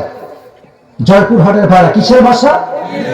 দেখবেন টিনের বাসায় রোদ যখন উঠে ভোরবেলা, টিনের ছোট্ট ছোট্ট ফুটর দিয়ে দেখবেন আলো ঢুকে, একদম দাগ হয়ে আলোটা ঘরের দিকে প্রবেশ করে। দেখেন আলোতে দেখবেন যে কিছু ছোট্ট ছোট্ট ময়লা ধূলিকণা দেখা যায়, ময়লা ধুলা। বলেন তো এই আলোর যে ধুলাগুলো আছে, এটা কি চাইলে হাত দিয়ে ধরা যায়? কেন ধরা যায় না? কারণ এত ছোট যে হাতেই আসে না। আল্লাহ তাআলা বলছেন, ফামান ইয়ামাল মিথকালা যাররাতিন খায়রান ইয়ারা ওয়া মান ইয়ামাল মিথকালা যাররাতিন শাররান ইয়ারা। If anyone has done an atom's weight of good, he will see it. If anyone has done an atom's weight of bad, he will see it. যাররা যাররা শস্যের দানা পরিমাণ ভালো আমল ওজন হবে, শস্যের দানা পরিমাণ খারাপ আমল আল্লাহ তাআলা মিজানের পাল্লায় ওজন দিবে, ঠিক কি না বলেন? এবার একটা উত্তর করেন, ডান আমল বাম আমল, এটা ডান এটা বাম। প্রিয় ভাইরা, জান্নাতে যাওয়ার জন্য 100 আমলে কত আমলের দরকার? হ্যাঁ, রাইট আনসার। আবার সবাই বলেন 100তে লাগবে কত? 51। ডান আমল, বাম আমল। আর হাত দেখেন, আমি হাদিসটা প্র্যাকটিক্যালি বোঝাই। দুইটাকে ওজন দেওয়া হয়েছে। এই ডান আমলটা একটু একদম হালকা একটু ভারী হয়ে গেছে, আল্লাহ বলবে ফাহুয়া ফি আইশাতির রাদিয়া, আমার বান্দাকে আর হিসাব দিস না, একটু ভারী হয়েছে, ওকে এখন জান্নাতে প্রবেশ করায়। সুবহানাল্লাহ, জোরে পড়তে বলো সবাই সুবহানাল্লাহ। তবে কিয়ামতের ময়দানে একজন বান্দা পাবে, ওর আমল নামার ঝামেলা হয়ে যাবে। এটাও 50, এটাও 50, এটাও 50, এটাও 50। এবার বলেন তো, যার 50-50 হয়ে গেছে, ওর জান্নাতে যাওয়ার জন্য আমল লাগবে কয়টা? আরে কথা কোন ভাড়া, কয়টা? ও বলবে আরে কোন শোনাবো নেই, শোনাবো নেই। এটা কে? ধরো ধরো ধরো ধরো ধরো, আব্বা যান নাকি এটা? না যুবক না আব্বা যান, এটা দেখা যায় তো। না না, উঠা যাবে না, উঠা যাবে না। আচ্ছা, রাত 12টা বেজে 5, তার মানে কি আজকে 12টার পরে আজকে ওয়াজ হবে না? 12টার পরে কি ওয়াজ জয়পুরহাটে হয় না? আমরা প্রমাণ করব আজকে তাফসীর মাহফিলে দোয়া না করে কেউ আমরা মাহফিল তুলবো না। যুবক ভাইরা, ঠিক কি বলো? একজন উঠে গেছে আর বসে গেছে, মাশাআল্লাহ, আল্লাহ কবুল করুন, সকলে প্রণামে। ওই বান্দা বলবে একটা আমল দরকার, আরে টেনশন না, আমার মা তো এখানেই আছে, বাপ তো এখানেই বসে আছে, আমার বাপকে বললে আমার আমাকে একটা আমল দিয়ে দিবে। আব্বা একটা আমল লাগবে দেন, একটা আমল দিলে এটা হাসির খোরাক একদমই নয়, এটা বড় সিরিয়াস ডেঞ্জারাস কথা। এখানে আপনার আব্বা বসে আছে, আমার আব্বা রাজশাহীতে আছে, আমার মা আছে, আমার মা আমাকে এত ভালোবাসে, এটা কোনো বড় ভাষা আমার কাছে নাই। আপনার মা আপনাকে এত এত ভালোবাসে, এটার ভাষা আপনার কাছে প্রকাশ করার নাই। আব্বা বলবে কিসের আব্বা? কে আব্বা? আমার তো দুনিয়ায় কোনো ছেলেই ছিল না, বের হয়ে যাও। কিসের একটা আমল? বের হয়ে যাও। ও তো আকাশ থেকে, আব্বা আমাকে একটা আমলের জন্য চিনতেই পারছে না, একটা আমলের জন্য। আচ্ছা, আমার মা আমাকে চিনবে আজকে, আব্বা চিনলে তো কি হয়েছে, আমার আম্মা আমাকে ভালোবাসে। আম্মা একটা আমল হলেই তোমার ছেলে জান্নাতি হয়ে যাবে, একটা আমল আম্মা আমাকে আজকে ভিক্ষা দাও। আম্মা বলবে তুমি কে? কিসের আম্মা? কই আম্মা? কে আম্মা? কিসের আম্মা? আমার তো দুনিয়ায় কোনো ছেলেই ছিল না, কিসের আম্মা? বের হয়ে যাও। মাথায় টনক নড়ে যাবে, মা চিনছে না আজকে জাস্ট একটা আমলের জন্য আমাকে। আমার কলিজার টুকরা বউ আমাকে আজকে চিনবে। আরে বউ, একটা আমল দাও, একটা আমল দিলেই তোমার স্বামী আর জান্নাতি হয়ে যাবে। তোমাদের জন্য, সন্তানের জন্য আমি তো গরুর মতো দুনিয়ায় খেটেছি, মাথার ঘাম পায়ে ফেলেছি, সারাটা জীবন তোমাদের জন্য তেজপাতা করে ফেলেছি। একটা আমল দাও বউ, একটা আমল দিলেই তোমার স্বামী জান্নাতি হয়ে যাবে। বউ বলবে কিসের স্বামী? বের হয়ে যাও, বের হয়ে যাও, গেট আউট ফ্রম হিয়ার। কিসের স্বামী? আমি তো বিবাহিতই ছিলাম না, বের হয়ে যাও। ছেলে, সন্তান, বউ, বাচ্চা কেউ আপনাকে চিনবে না। ওই যুবকটা হঠাৎ করে এত কিছু দেখে ঠাস করে বসে যাবে, আয় হায়, একটা আমল কেউ দিবে না আমাকে আজ। হঠাৎ করে একজন যুবক আসবে, একজন মানিব্যাগ হারিয়ে ফেলেছে, তুমি কে আছো এসে নিয়ে যাও। আমার ওয়াজ দেখেন, যারা আছে সে নিয়ে যাবে। একজন যুবক ডাক দিয়ে বলবে ভাইজান আপনার টেনশন কিসের, আপনি চিন্তায় আছেন কেন? বলবে আরে ভাই তুমি কে, বের হয়ে যাও তো, বাপ চিনছে না, মা চিনছে, তুমি কই থেকে আসছো আমাকে হেল্প করার জন্য? বের হয়ে যাও তো, আমার কোনো সমস্যা, তুমি যাও ভাই। আরে ভাই বলেন না কি সমস্যা? বলছে ভাই সমস্যা একটা, আমার আমল নামা 50-50 হয়ে গেছে, একটা আমল পেলেই আমি জান্নাতি। তো ওই যুবকটা বলবে আরে ভাই টেনশন নাই, ওই একটা আমল আজকে আমি আপনাকে দান করব। ঠিক বলছে যে আরে ভাই তুমি দিবা, সত্যি না মিথ্যা? বলছে আপনার লাগবে কি কিনা তাই বলেন, লাগবে আপনার? বলছে অবশ্যই লাগবে, দেন দেন। একটা আমল নিয়ে সোজা আল্লাহর কাছে দৌড় দিবে, আল্লাহ একটা আমল দরকার ছিল, আমি একটা আমল পেয়ে গিয়েছি, আমাকে এখনই জান্নাত দাও। আল্লাহ বলবে তুমি একটা আমল কে দিয়েছিলে আজকে? বাপ দেয় না, মা দেয় না, বউ দেয় না, বাচ্চা দেয় না, সন্তান দেয় না, কে দেয় তুমি একটা আমল? কে দিয়েছে? কে? বলবে আল্লাহ হাদা আখি, এটা আমার ভাই, যেই ভাই আজকে আমাকে একটা আমল দান করেছে। আল্লাহ বলবে डजंट मेक एनी सेंस। दिमाग तो ठीक है, মাথা ঠিক আছে তো? বাপ দেয় না, মা দেয় না, বউ দেয় না, সন্তান দেয় না, কেউ দেয় না, তুই একটা আমল কেন দান করলি বান্দা? ওই বান্দা বলবে, আল্লাহ আমার কাছে আমল আছেই মাত্র একটা, আছেই কয়টা? তো এইটা থাকলেও কি না থাকলেও কি, আমি তো এমনি জাহান্নামে। তো আমি ভাবলাম যে আমার একটা আমল দিয়ে যদি আমার ভাই জান্নাতি হয়ে যায়, দোষ কি? আমি আল্লাহর দিকে তাকায় দয়া করে মায়া করে ওই একটা আমল তাকে দান করে দিয়েছি। আল্লাহ বলবে, ও আচ্ছা আচ্ছা, তার মানে তুমি আমার চাইতে বেশি দয়াময় হতে চাও? তুমি কি আমার চাইতে বেশি মায়াময় হতে চাও? No, absolutely wrong idea. Anar Rahman, আনার রহিম, I am the most merciful, I am the most gracious, I am the most kindful Lord. আমার মতো দয়াময় মায়াময় প্রভু আর কেউ হতে পারে না। তুমি যে আজকে একটা আমল পেয়েছো, তুমি একা জান্নাতে যেও না। যে তোমাকে একটা আমল দান করেছে তাকে নিয়ে দুইজন একসঙ্গে জান্নাতে প্রবেশ করো। 100 আমল লাগবে, 51। এই আমল বড় দামি জিনিস। আমাদের নেতা সাহেব যারা আছেন, আপনারা সবাই বজলুর রশিদ হুজুরের নাম শুনছেন? শুনবেন না কেন? উনি কিন্তু এদিকে খুব আসেন। আমার একটা কথা জাস্ট আমলের ক্ষেত্রে মনে পড়ে গেল, তাই বলছি। বলা যাবে না? আসছে, বুঝতে পারছি।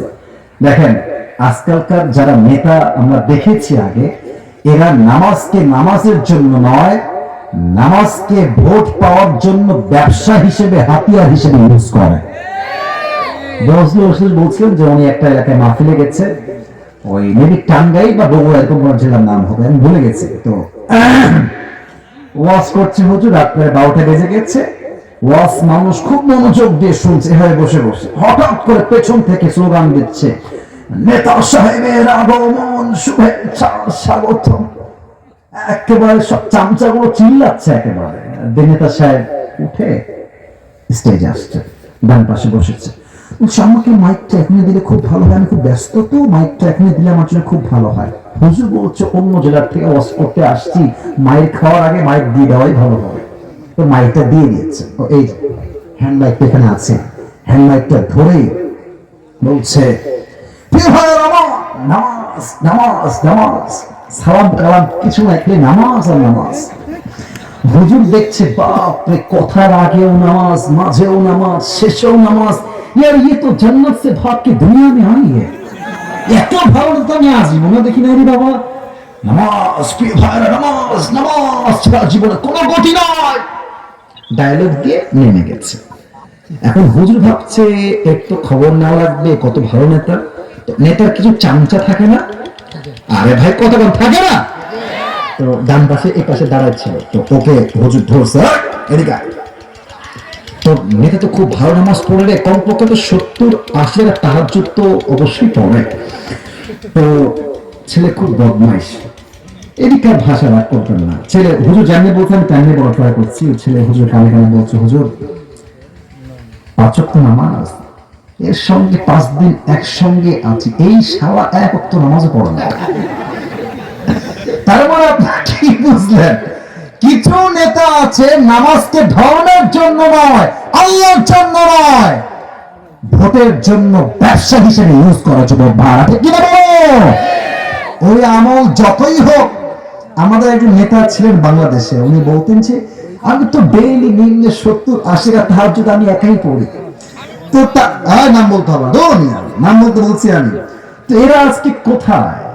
এটা ডায়লগ গুলো আজকে কোথায়? এটাই প্রমাণ এই দেশের কিছু নেতা আছে, নামে ধর্মের কথা বলে, বাট কামে বিন্দুমাত্র ধর্মের নাম নাই। যুবক ভাইরা আমার, কি না বলো? আউয়ালু মা ইউহাসাবু বিহিল আবদু ইয়াউমাল কিয়ামাতি আস-সালাহ। কিয়ামতের দিন আল্লাহ তাআলা বান্দার প্রথম আমলের হিসাবই নেবেন নামাজ সম্পর্কে। আপনারা সবাই মিজানুর রহমান আজহারী নাম শুনছেন তো? আজহারী নাম শুনছেন না সবাই আপনারা? আচ্ছা, আজহারী সাহেব, ওনার কিন্তু রাজশাহীর বাগমারায় আসার কথা ছিল, ডেট ছিল। তো উনি কারণবশত আমাদের দেশের তৎকালীন যারা ছিলেন, তারা ওনাকে জামাতের ট্যাগ দিয়ে বিদেশে পাঠিয়ে দিয়েছেন। এখন কথা হবে একটা, হক কথা বললে যদি জামাত হয়ে যায়, আমার জামাত হতেও রাজি আছে যুবক ভাই, ঠিক কি বলো? আমাদের কথা একটা, কোন পক্ষে যারাই কাজ করবে আমরা তাদের পক্ষ হয়ে কাজ করবো, ঠিক কি বলে? তবে আজহারী সাহেব ইনশাআল্লাহ হয়তো নেক্সট মান্থে আসবেন, বাংলাদেশে কিছু প্রোগ্রাম করবেন বলেই তিনি আশ্বস্ত করেছেন এবং আমরা দেখতেও পেয়েছি। আমাদের বিশ্বাস আগামীতে আজহারী সাহেব বাংলাদেশে আসবে। তবে একটা কথা, আমার ব্যক্তিগত চিন্তা, আপনার রাগ করবেন না, কারণ শেষের দিকে চলে আসছি, মন থেকে কথাগুলো বলছি।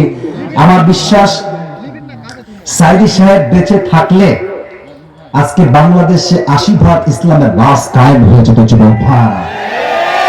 ওরা বুঝে গেছে যে সাইদি সাহেব বেঁচে থাকলে আমাদের কখনো ভালো দশা হবে না। আমি স্পষ্ট ভাষায় বলছি, সাইদি সাহেব মারা যান নাই, তাকে মরতে, হত্যা করতে বাধ্য করা হয়েছে যুবক ভাই। আমার একটা কথা স্পষ্ট ভাষায় বলতে চাই, সাইদি সাহেব ছিলেন, আজ নাই। আজহারী আছে আজ, আগামীতে হয়তো থাকবেন না, শেষ হয়ে যাবে। আমি আছি, আজকে আছি, আগামীতে নাও থাকতে পারি। বাট একটা সাইদি মরলে কি হবে? হাজার হাজার সাইদি আল্লাহ নিজেই তৈরি করে দেবে ইনশাআল্লাহ। সাইদি সাহেবের একজন বলতে গেলে সুযোগ্য বলতে পারেন আজহারী সাহেব। ওনার পরে ওনার জনপ্রিয়তা সবচেয়ে বেশি ছিল আমাদের বাংলাদেশে, এখনো আছে। তো আজহারী সাহেবের একজন নাম ছিলেন, তোমরা হয়তো যুবক ভাইরা চিনবা, গোলাম সরওয়ার সাইদি হুজুর। আমি আসিফের চেহারা কত সুন্দর, ওনার চেহারা আরো সুন্দর। আমার চেয়ে বয়স হয়ে প্রায় কমপক্ষে 30 বছর বেশি, 40 বছর বেশি। এত সুন্দর মাধুর্যপূর্ণ কথা আমি জীবনেও শুনে নাই। উনি একটা কথা নামাজ নিয়ে প্রায় বলতেন, নামাজ নাই যা ঈমান নাই তার, নামাজ নাই যা মুসলমান হিসেবে পরিচয় দেওয়ার অধিকার তার নাই। জয়পুরহাটের ভাই আমার, ঠিক কিনা বলে? নামাজ হচ্ছে মুসলমানের জীবনের প্রথম পরিচয়, এই হচ্ছে নামাজের প্রথম হিসাব। আর একটা কথা বলে শেষ করছি, কিয়ামতের দিবসে 2 ধরনের মেয়েরা সবচেয়ে বেশি জাহান্নামী হবে। জয়পুরহাটে কোনো বেপরদা মেয়ে মনে হয় নাই? আরে নাই রে ভাই, আছে। বোরকা পরে, হাত মোজা পরে ঘুরে বেড়ায়, দেখলে মনে হবে ইয়ার ইয়ে তো কনফার্ম জান্নাতি হে ইয়ার। কিন্তু কিছু মেয়ে উপরে বোরকা পরলে কি হবে, ভেতরে পুরোটাই সদর ঘাট জয়পুরহাটের ভাই। এক সেই মেয়ে জাহান্নামে যাবে যেই মেয়ে স্বামীর অকৃতজ্ঞ ছিল। যারা বিবাহিতরা আছে বুঝবেন, আপনি সারা জীবন বউকে দিবেন, টাকা দিবেন, বাড়ি দিবেন, আইফোন দিবেন, বউয়ের মাকে দিবেন, শ্বশুরকে দিবেন, সবাইকে দিয়ে দিয়ে জীবনটা ক্ষয় ক্ষয় করে ফেলবেন। আর আপনার বউ বলবে, তুমি আমাকে জীবনে কি দিলা? এরকম অকৃতজ্ঞ বউ আছে না? 2 নাম্বার, সেই মেয়েরা জাহান্নামে যাবে যেই মেয়েরা এমন পোশাক পরতো, যে পোশাক পরার পরেও মনে হতো রাস্তা দিয়ে উলঙ্গ মেয়ে হেঁটে বেড়াচ্ছে। আজ মেয়েরা বোরকা পরে শুধুমাত্র নামে যুবক ভাইরা, এমন টাইট ফিটিং বোরকা আজকালকার কিছু মেয়েরা পরে। বোরকা পরার পরে এত টাইট বোরকা, দেহের প্রত্যেকটা প্রাইভেট অঙ্গ প্রত্যঙ্গের ভাঁজ বোঝা যায় যুবক ভাইরা। এই মেয়েগুলো কিয়ামতের দিন কঠিন ভাবে জাহান্নামে যাবে। এটা যদি বুঝতে চান, যদি কখন ঢাকায় যান, আপনি বুঝবেন কিয়ামত আর বেশি দূরে বাকি নেই জয়পুরহাটের ভাইরা, ঠিক কিনা বলে? আল্লাহ তাআলা আমাদের সবাইকে বোঝার তৌফিক দান করুন। আমিন। 2 নাম্বার হিসাব দিবস, 3 নাম্বার এটাই শেষ কথা। কেউ উঠে গেলে আমি কিন্তু ওয়ার্নিং দিচ্ছি, don't go anywhere from this place, কেউ যাবেন না। 3, যে পরকালে বিশ্বাস করবে তাকে এটা বুঝতে হবে, হিসাব দিবসের পরে আমাদের সবার মাঝে 2টা গ্রুপ হবে, ফারিকুন ফিল জান্নাহ ওয়া ফারিকুন ফিস সাঈর। One group will enter in the paradise and another group will enter in the hellfire. এক দল যাবে জান্নাতে, আরেক দল যাবে জাহান্নামে। জান্নাতে যারা যাবে তারা হবে ডানপন্থী, জাহান্নামীরা হবে বামপন্থী। আমরা কি বামপন্থী হতে চাই না ডানপন্থী হতে চাই? শেষ আয়াত, আল্লাহ বলবে, এই জান্নাতি আব্দুর রহমান, এই বের হও। এই রশিদ তুমি বের হও। এই মামুন বের হও। এমন ভাবে বের করবে, এই বের হও, বের হও। এত ভয় থরথর করে কাঁপবে। আমরা তো জান্নাতের কাতারে ছিলাম, বের হবো কেন? আমরা কি জাহান্নামে যাব? আল্লাহ বলবে, আরে না, জাহান্নামে কেন যাবা তোমরা? তোমরা জান্নাতে যাবা, তবে তোমরা বিনা হিসাবেই জান্নাতে যাবা। এরা কারা? আল্লাহ তাআলা বলছেন ইন্নামা ইউওয়াফাস সাবিরুনা আজরাহুম বিগাইরি হিসাব। আমরা বেশিরভাগ যারা বসে আছি আমরা সবাই মধ্যবিত্ত পরিবারের সন্তান। আমাদের ওই যে বলে না, এই যে ভাত আনতে কি বলে, নুন আনতে পান্তা ফুরা যায়, না কি বলে লবণ ফুরা যায়, লবণ আনতে পান্তা ফুরা যায়, পান্তা আনতে লবণ ফুরা যায়। মানে আমাদের দিন চলে খেটে খেটে কোনো মতে যায়।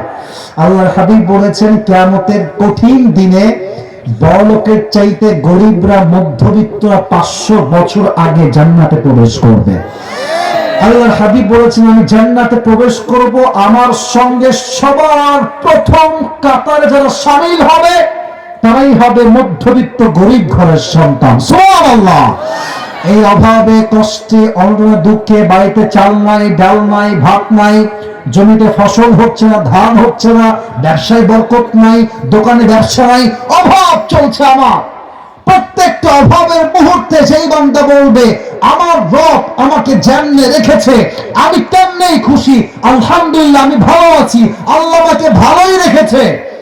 এই শুকর গুজার হয়ে সবর ধারণ যে করবে, ধৈর্য ধারণ যে করবে, কিয়ামতের দিন আল্লাহ তাআলা তাকে বিনা হিসেবে জান্নাতে প্রবেশ করাবেন। সুবহানাল্লাহ। এরা সবাই দুই হাত তোলেন, সবাই raise your two hands, সবাই আব্বাজান, মুরব্বি, যুবক ভাই সবাই হাত তোলেন, সবাই একটা কাশি দেন। দুইটা ওয়াদা করবেন আমার সাথে, সবাই দুইটা হাত তুলে রাখেন। আমি যা বলি সবাই আমার থেকে দিল থেকে শুনে বলবেন। বলেন সবাই আল্লাহ, আরেকবার দিল থেকে আল্লাহ। আমরা দিল থেকে তওবা করছি।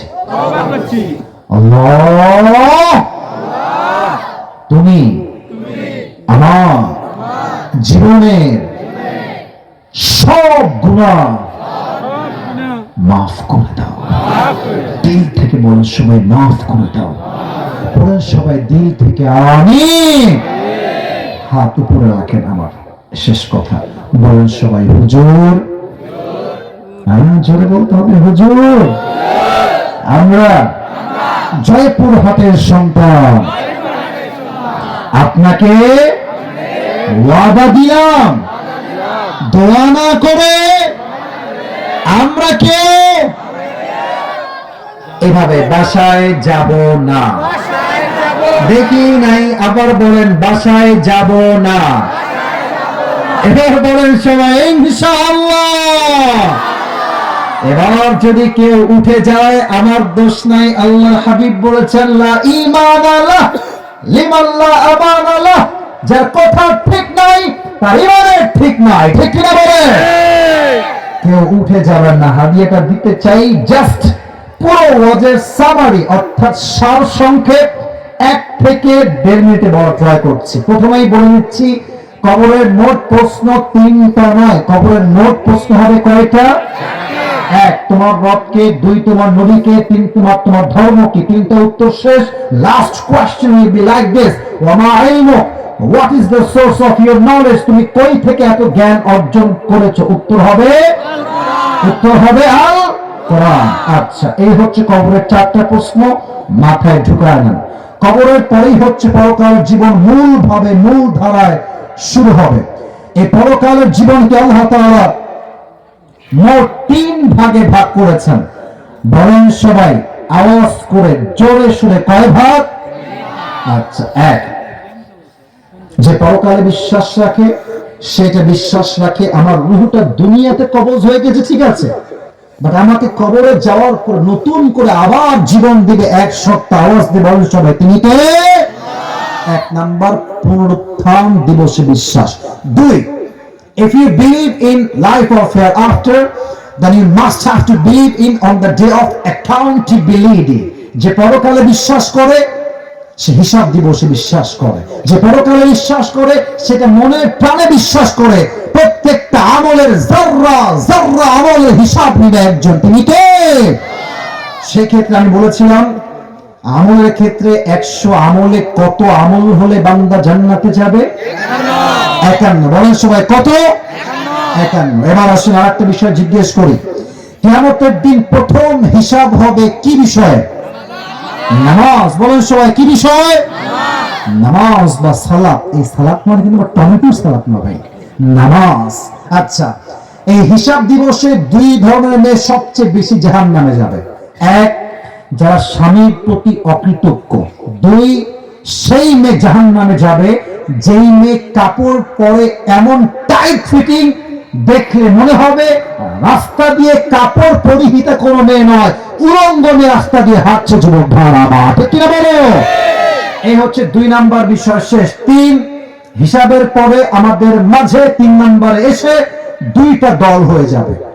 এক হচ্ছে ডানপন্থী আর এক হচ্ছে বামপন্থী। ডানপন্থী হচ্ছে দ্য পিপল অফ প্যারাডাইস, বামপন্থী হচ্ছে দ্য পিপল অফ হেলফায়ার। বামপন্থী হচ্ছে জাহান্নামী, ডানপন্থী হচ্ছে জান্নাতি। আমরা কি জাহান্নামী হতে চাই না জান্নাতি হতে চাই?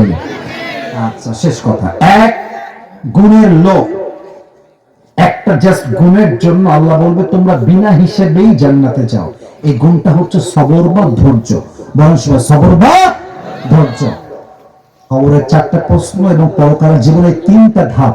আমি প্রশ্ন করলে উত্তর করতে পারবে কোন বাঘের বাচ্চা আছো, দাঁড়িয়ে যাও, দাঁড়িয়ে যাও। আচ্ছা, 1 2 3 4 5 ইউটিউবার নাকি? আচ্ছা, ওই যে ওই এই তুমি আসো, এই সবার আগে লাভ দিয়েছে, আসো তুমি আসো, সবার আগে লাভ দিয়েছে, বসে বল। আপনাদেরকে সুযোগ দেওয়া হতে পারে যদি সে না পারে। তুমি এই পাশ দিয়ে লাভ দিয়ে উঠে আসো। জয়পুরহাটের ছেলে তুমি মনে হয়, মাশাআল্লাহ। আমার ভাইয়ারা আমার দিকে তাকান। 2টা নিয়ম বলছি। এক, ও যখন উত্তর দিয়ে দিবে আপনারা সবাই মিলে জোরে সোরে পড়বেন মারহাবা। এটা জোরে সোরে হইল, মান সম্মান নষ্ট হয়ে যাবে রে। বলেন সবাই মারহাবা। এদিকে আসো, এদিকে আসো, এদিকে আসো। আর ওকে আমরা 3 বার সুযোগ দিব। যদি সে বেঁধে যায় 3 বার তাকে বলে দেওয়া হবে। 3 বার পরে না পারলে তাকে সুযোগ দেওয়া হবে না, আরো অন্য একজনকে সুযোগ দেওয়া হবে। আশা করছি পেরে যাবে। আর একটা কথা, তোমার নাম কি বাবু? আবু হানিফ। ভয় পাবা না। তোমার বাসা কি এখানে? জয়পুরহাট নাকি? আমরা যারা জয়পুরহাটে আছি আমাদের কথা স্পষ্ট, আমরা আল্লাহকে বাদ দিয়ে দ্বিতীয় আর কাউকে ভয় পাই না। যুবক ভাড়া ঠিক কিনা বলো? মিডিয়া রেকর্ড দিচ্ছে ভাই, তুমি ভয় পাবা না। চাইলে তুমি দেখেও বলতে পারো, সমস্যা নেই। কারণ তুমি জেনারেল ব্যাকগ্রাউন্ডের ছেলে, তুমি তো হুজুর না। তুমি যা বলবো তাতেই তো আমরা খুশি হয়ে যাবো, ঠিক কিনা বলে? সালাম দাও সবাইকে একটা। আসসালামু আলাইকুম ওয়া রাহমাতুল্লাহি ওয়া বারাকাতুহু। ওয়া আলাইকুম আসসালাম ওয়া রাহমাতুল্লাহি ওয়া বারাকাতুহু। প্রিয় ভাই, তুমি উত্তর দিলে কিন্তু সবাই মারহাবা বলবে। একটু বুঝে শুনে লাউডলি উত্তর দিবা। মাইক্রোফোনটা এখানে ধরেই রাখো, কাছাকাছি। বলো, কবরের মোট প্রশ্ন হবে কয়টা? 4টি। প্রথম, দ্বিতীয়, তৃতীয়, চতুর্থ কি কি হবে বলো? প্রথম প্রশ্ন হবে তোমার রব কে। দ্বিতীয় প্রশ্ন হবে মানে নবী রাসূল সাল্লাল্লাহু আলাইহি সাল্লামকে দেখে প্রশ্ন করা হবে, ইনি তোমার কে। তৃতীয় প্রশ্ন হবে তোমার দিন কি। এবং চতুর্থ প্রশ্ন হবে একটা আল কোরআনকে দেখিয়ে প্রশ্ন করা হবে, তোমার জ্ঞানের উৎস কি। তাহলে আমরা কি উত্তর দিব? আল কোরআন। এবার তুমি বলো, পরকালের জীবনকে আল্লাহ তাআলা মোট কয় ভাগে বিভক্ত করেছেন? 1 নম্বর ভাগটা কি ছিল? দেখে বললো সমস্যা, আমার উদ্দেশ্য মুখস্থ নয়। পরকালের জীবনটাকে 3 ভাগে ভাগ করা হয়েছে। হ্যাঁ, 1 নম্বর ভাগ দেখে বলো, সমস্যা নাই, তুমি বুঝে বললেই হবে। পরকালের জীবনের উপর বিশ্বাস। কি বিশ্বাস সেটা? যে আমি মরে গেলে আবার পুনরায় পুনরুত্থান। হ্যাঁ, পুনরুত্থান হবে। বলো সবাই মারহাবা। আরে ভাই, আমার উদ্দেশ্য, আবারও বলছি, আমার উদ্দেশ্য মুখস্থ নয়, আমার উদ্দেশ্য বুঝেছে কিনা, ঠিক কিনা বলে? আচ্ছা, 2 নাম্বার, যে পরকালে বিশ্বাস করে সে কোন দিবসে বিশ্বাস করবে? আখিরাত দিবসে। আখিরাত দিবস, আমল, যেখানে হিসাব দিবস হবে। সবাই মারহাবা। এবার বুঝে বলো, এবার দেখার চান্স, এবার তোমাকে বুঝে বলতে হবে। পরকালে জান্নাতে যাওয়ার জন্য হিসাব দিবসে 100 আমলে বান্দা কত আমল পেলে জান্নাত পাবে? বলো। 51 আমল।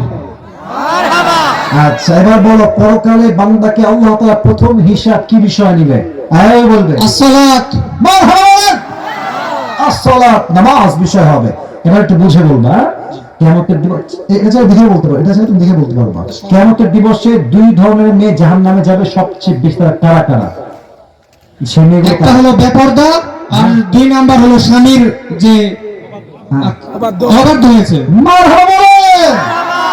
আরে ও তো আটকায় না, সব বলে দিচ্ছে মারহাবা, মা অনেক পারতেছে, ও তো জেনারেল ব্যাকগ্রাউন্ডের ছেলে, ও যেমনে বলতেছে আমার মনে হচ্ছে জয়পুরহাটের প্রত্যেকটা ছেলে ব্রিলিয়ান্ট ছেলেরা, ঠিক কি বলে? এবার তুমি বলো হিসাব দিবসের পরে আমাদের মাঝে কয়টা গ্রুপ হবে? দুই পন্থী। কি কি? একটা হলো ডানপন্থী, একটা বামপন্থী। আচ্ছা, ডানপন্থী কারা, বামপন্থী কারা? ডানপন্থী হলো জান্নাতি আর বামপন্থী হলো জাহান্নামী। সর্বনাশ, তুমি তো লস লস। আচ্ছা, এবার তুমি শেষ কথা বলে শেষ করে দাও। একদল লোক বিনা হিসেবেই জান্নাতে যাবে, তারা কি গুণের জন্য বিনা হিসেবে জান্নাতে যাবে? কি গুণ? হ্যাঁ থামেন, পারবে না পারলে আমি বলবো, কোনো আমার বাধা নাই, না পারলে আমি বলতে দেবো, সমস্যা নাই। হ্যাঁ কে বলবে? তুমি বলো। বলো, দুঃখে কষ্টে যে বান্দা একটা গুণ অর্জন করে, সে গুণটা কি? পারবে? পারবে। কেউ বললে বেঈমানি হবে, কেউ বলবেন না। মধ্যবিত্ত। মধ্যবিত্তরা কিসের জন্য জানা যাবে? কি কি গুণের জন্য? কষ্টের কারণে। না না পারেন। আচ্ছা এই শেষটা বলে দিচ্ছি, সমস্যা নাই, ও সবই পেরেছে। একটা গুণ ধৈর্য। বলো সবাই কি নাম? ধৈর্য। বলো সবাই এবার কি গুণের জন্য যাবে? ধৈর্য। মারহাবা সবাই। আমি 3 বার বলেছিলাম, ও একবার বেঁধেছে। তোমার নাম যেন কি বল? আবু হানিফ। মোহাম্মদ আবু হানিফ। তুমি কিসে পড়ো বাবু? এবার একাদশ শ্রেণীতে অর্ধবার্ষিক এক্সাম দিচ্ছি। মাশাআল্লাহ, ওকে নেক হায়াত দান করুন। আমিন। আল্লাহ তাআলা ওকে ইসলামের একজন দায়ী হিসেবে কবুল করুন, সকলেই দিল খুলে পড়ুন আমিন। আসো, তোর মাথা একটু দিকে দাও। মাশাআল্লাহ। আর ইসলাম ওয়ালাইকুম আসসালাম। এই না তোমার আতর হাদিয়া। আমি দোয়া করি ওকে আল্লাহ তাআলা ইসলামের খাদিম হিসেবে কবুল করুন। আমিন। তুমি আব্বার সামনে বসে পড়ো, এখানে বসে পড়ো, তুমি ছবি তুলবা দোয়ার সময়, আমি যখন নেমে যাবো তখন। এখন তুললে আবার মিডিয়ার লোকরা উল্টা পাল্টা থাম্বনেল দিয়ে এটা আবার আরেকদিকে ভাইরাল করবে। আচ্ছা, একটা কথা বলতে চাই, এখন যারা বসে আছেন রাত বাজে প্রায় 12:30, এখানে যারা বসে আছে, দাঁড়িয়ে আছে, এরা আমি আসিফের চেহারা দেখার জন্য আসে নাই, একমাত্র আল্লাহর সন্তুষ্টির জন্য আমরা মাহফিলে এসেছি, ঠিক কি না বলে? একটা কথা কি জানেন, মাহফিল কমিটির কিন্তু মাহফিলটা করতে কষ্ট হয়েছে, অনেক বেশি শ্রম গিয়েছে। যদি কোন আল্লাহর বান্দা থাকেন যে বেশি দান করবেন, নাম বলবেন, দোয়া বলে, নাম বলে দোয়া করে দিব, যদি কেউ থাকেন আমি বলে রাখলাম। আর এখানে যুবক ভাইরা কিছু প্রশ্ন আসছে, আমি কি এখনই উত্তর দিব না এখনই দোয়া হয়ে যাবে? কোনটা? দোয়া হয়ে যাবে, তাই না? হ্যাঁ, আপনার বলেন আমি কি উত্তর করবো না দোয়া হবে? কোনটা? তাহলে ওই যে ওই কানটু বলে কই যায়, কানটু ভেঙে দিব রে, সবাই একটা কাজ দেন।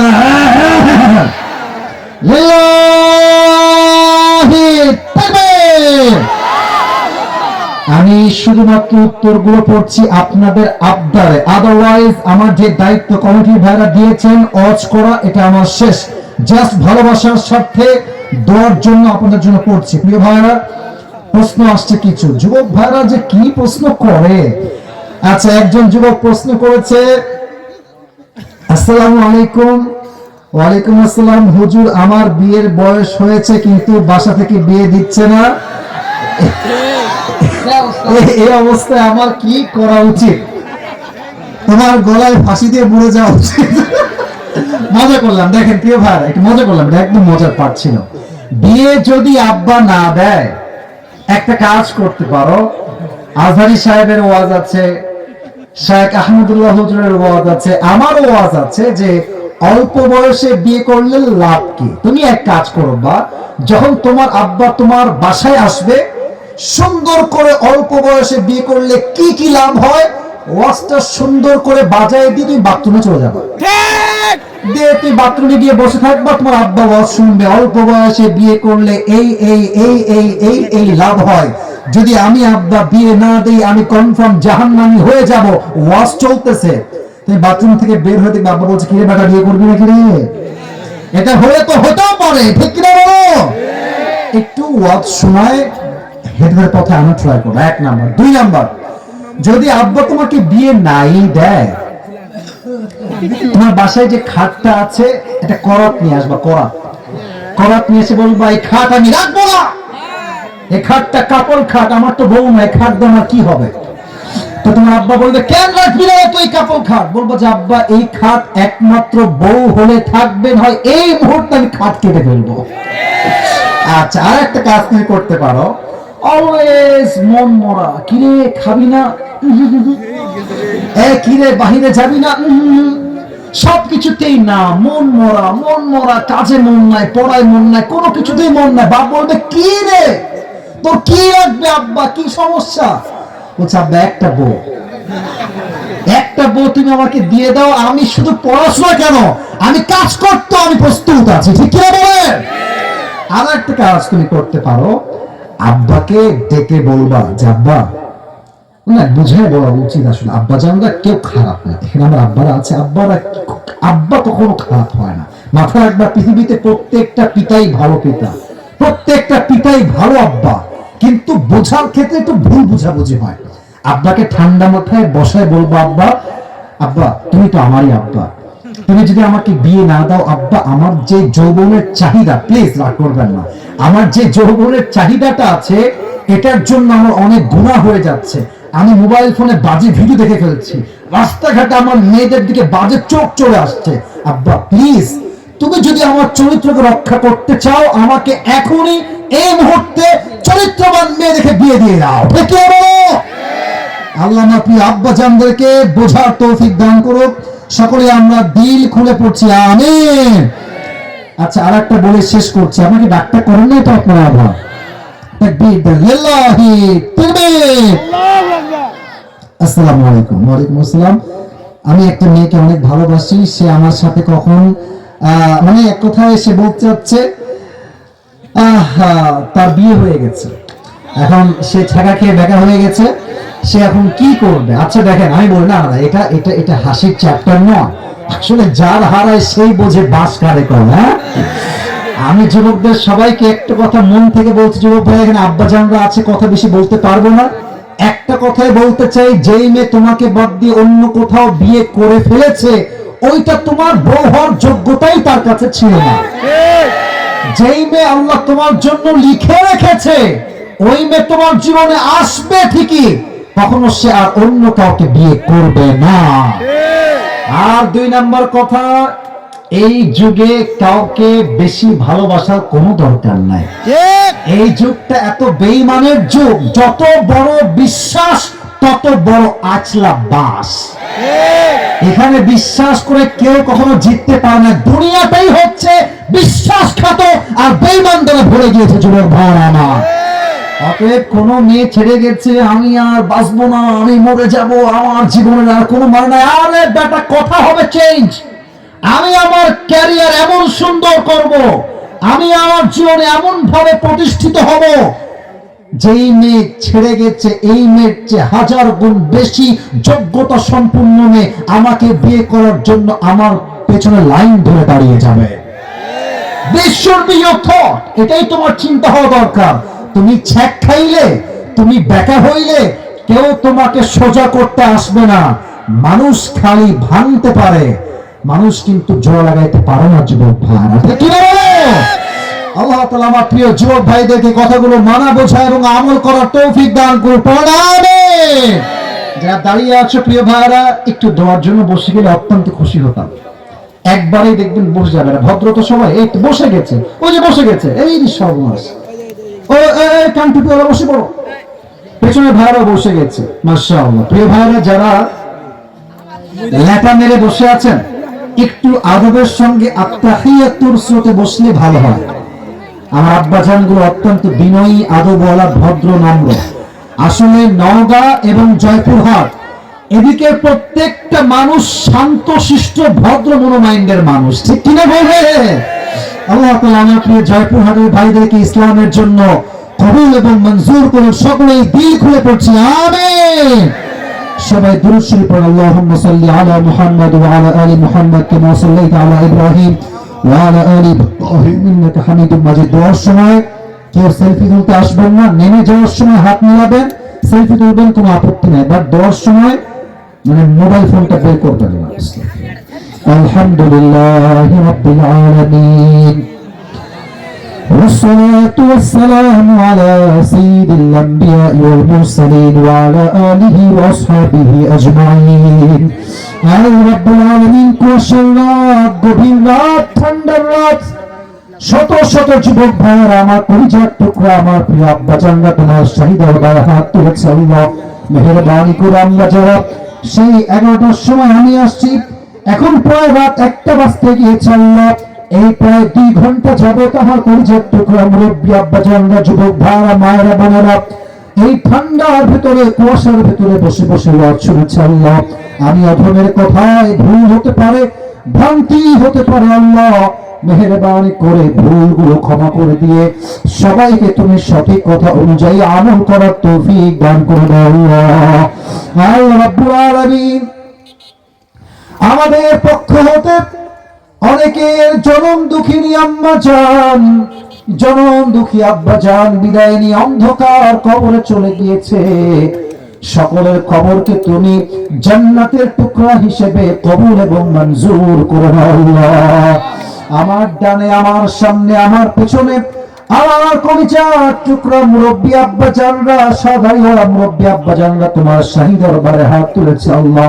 মুরব্বী আমাদের ভালোবাসার জায়গা, আমাদের আদর্শের জায়গা, আমাদের মুরব্বী আমাদের সবার কলিজার টুকরা, মেহেরবানি করে আমার মুরব্বী আব্বাজান সবাইকে তুমি নেক হায়াত দান করে দাও আল্লাহ।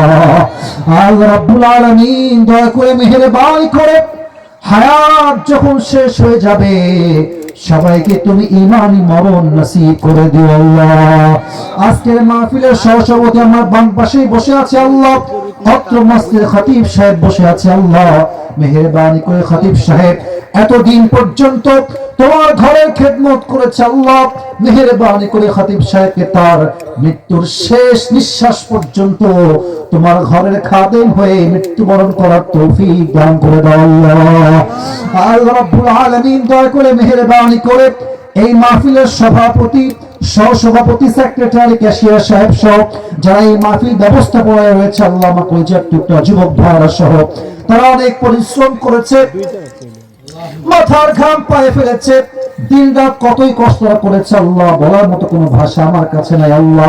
যারাই অর্থ দিয়ে, মেধা দিয়ে, শ্রম দিয়ে, কষ্ট করে আজকে মাহফিলকে বাস্তবায়ন করেছে আল্লাহ, সকলের এই নেক আমলকে তুমি জান্নাতুল ফেরদাউসে যাওয়ার ওসিলা হিসেবে কবুল এবং মঞ্জুর করে নিও আল্লাহ।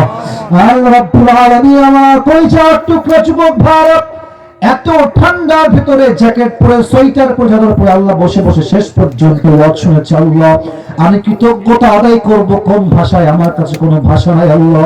প্রত্যেকটা যুবক ভাইয়ের জন্য দোয়া করছি, প্রত্যেকটা যুবক ভাইকে তুমি 5 ওয়াক্ত নামাজি বান্দা হিসেবে কবুল এবং মঞ্জুর করে নাও আল্লাহ। প্রত্যেকটা যুবক ভাইকে তুমি আব্বা আম্মার খেদমত মন ভরে করার তৌফিক দান করে দাও আল্লাহ।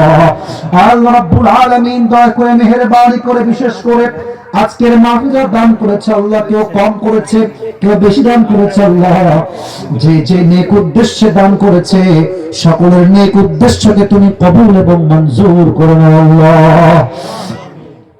আল্লাহ রাব্বুল আলামিন আমার কলিজার টুকরা মায়েরা বোনেরাও হাত তুলেছে আল্লাহ, মেহেরবানি করে যেই মায়েরা বোনেরা হাত তুলেছে প্রত্যেকটা আম্মা জানকে, প্রত্যেকটা প্রিয় সম্মানিতা বোনকে তুমি খাদিজা রাদিয়াল্লাহু তাআলা আনহার চরিত্রে চরিত্রবান হওয়ার তৌফিক দান করে দাও আল্লাহ। আল্লাহ রাব্বুল আলামিন আজকের মাহফিলে যেমন আমরা সবাই একসঙ্গে বসতে পেরেছি জান্নাতুল ফেরদাউসে, আমরা সবাই যেন একসঙ্গে থাকতে পারি আল্লাহ। সেই জান্নাতের মেহমান হিসেবে আমাদের সবাইকে তুমি কবুল এবং মঞ্জুর করে নাও আল্লাহ। আমরা যারা বসে আছি আল্লাহ, আমাদের অনেকের জীবনে অনেক গুনাহ রয়েছে, অনেক জুলুম রয়েছে, অনেক গুনাহ রয়েছে আল্লাহ। পৃথিবীর কেউ সে অন্যায়ের খবর রাখে না, একমাত্র তুমি ছাড়া কেউ জানে না আল্লাহ। আমি তোমার শাহী দরবারে সবাইকে নিয়ে আমরা সবাই মিলে তওবা করছি, আমাদের জীবনে যত অন্যায় আছে, জুলুম আছে, গুনাহ আছে আল্লাহ, তোমার গফফার নামের ওসিলায় আমাদের জীবনের সমস্ত গুনাহ খাতাকে তুমি মাফ করে দাও আল্লাহ। রব্বানা যালামনা أنفسنا وإن لم تغفر لنا وترحمنا لنكونن من الخاسرين ربنا تقبل منا إنك أنت السميع العليم وتب علينا إنك أنت التواب الرحيم سبحان ربك রাব্বিল ইজ্জাতি আম্মা ইয়াসিফুন ওয়া সালামুন আলাল মুরসালিন ওয়ালহামদুলিল্লাহি রাব্বিল আলামিন। আবার কোন একদিন দেখা হবে ইনশাআল্লাহ।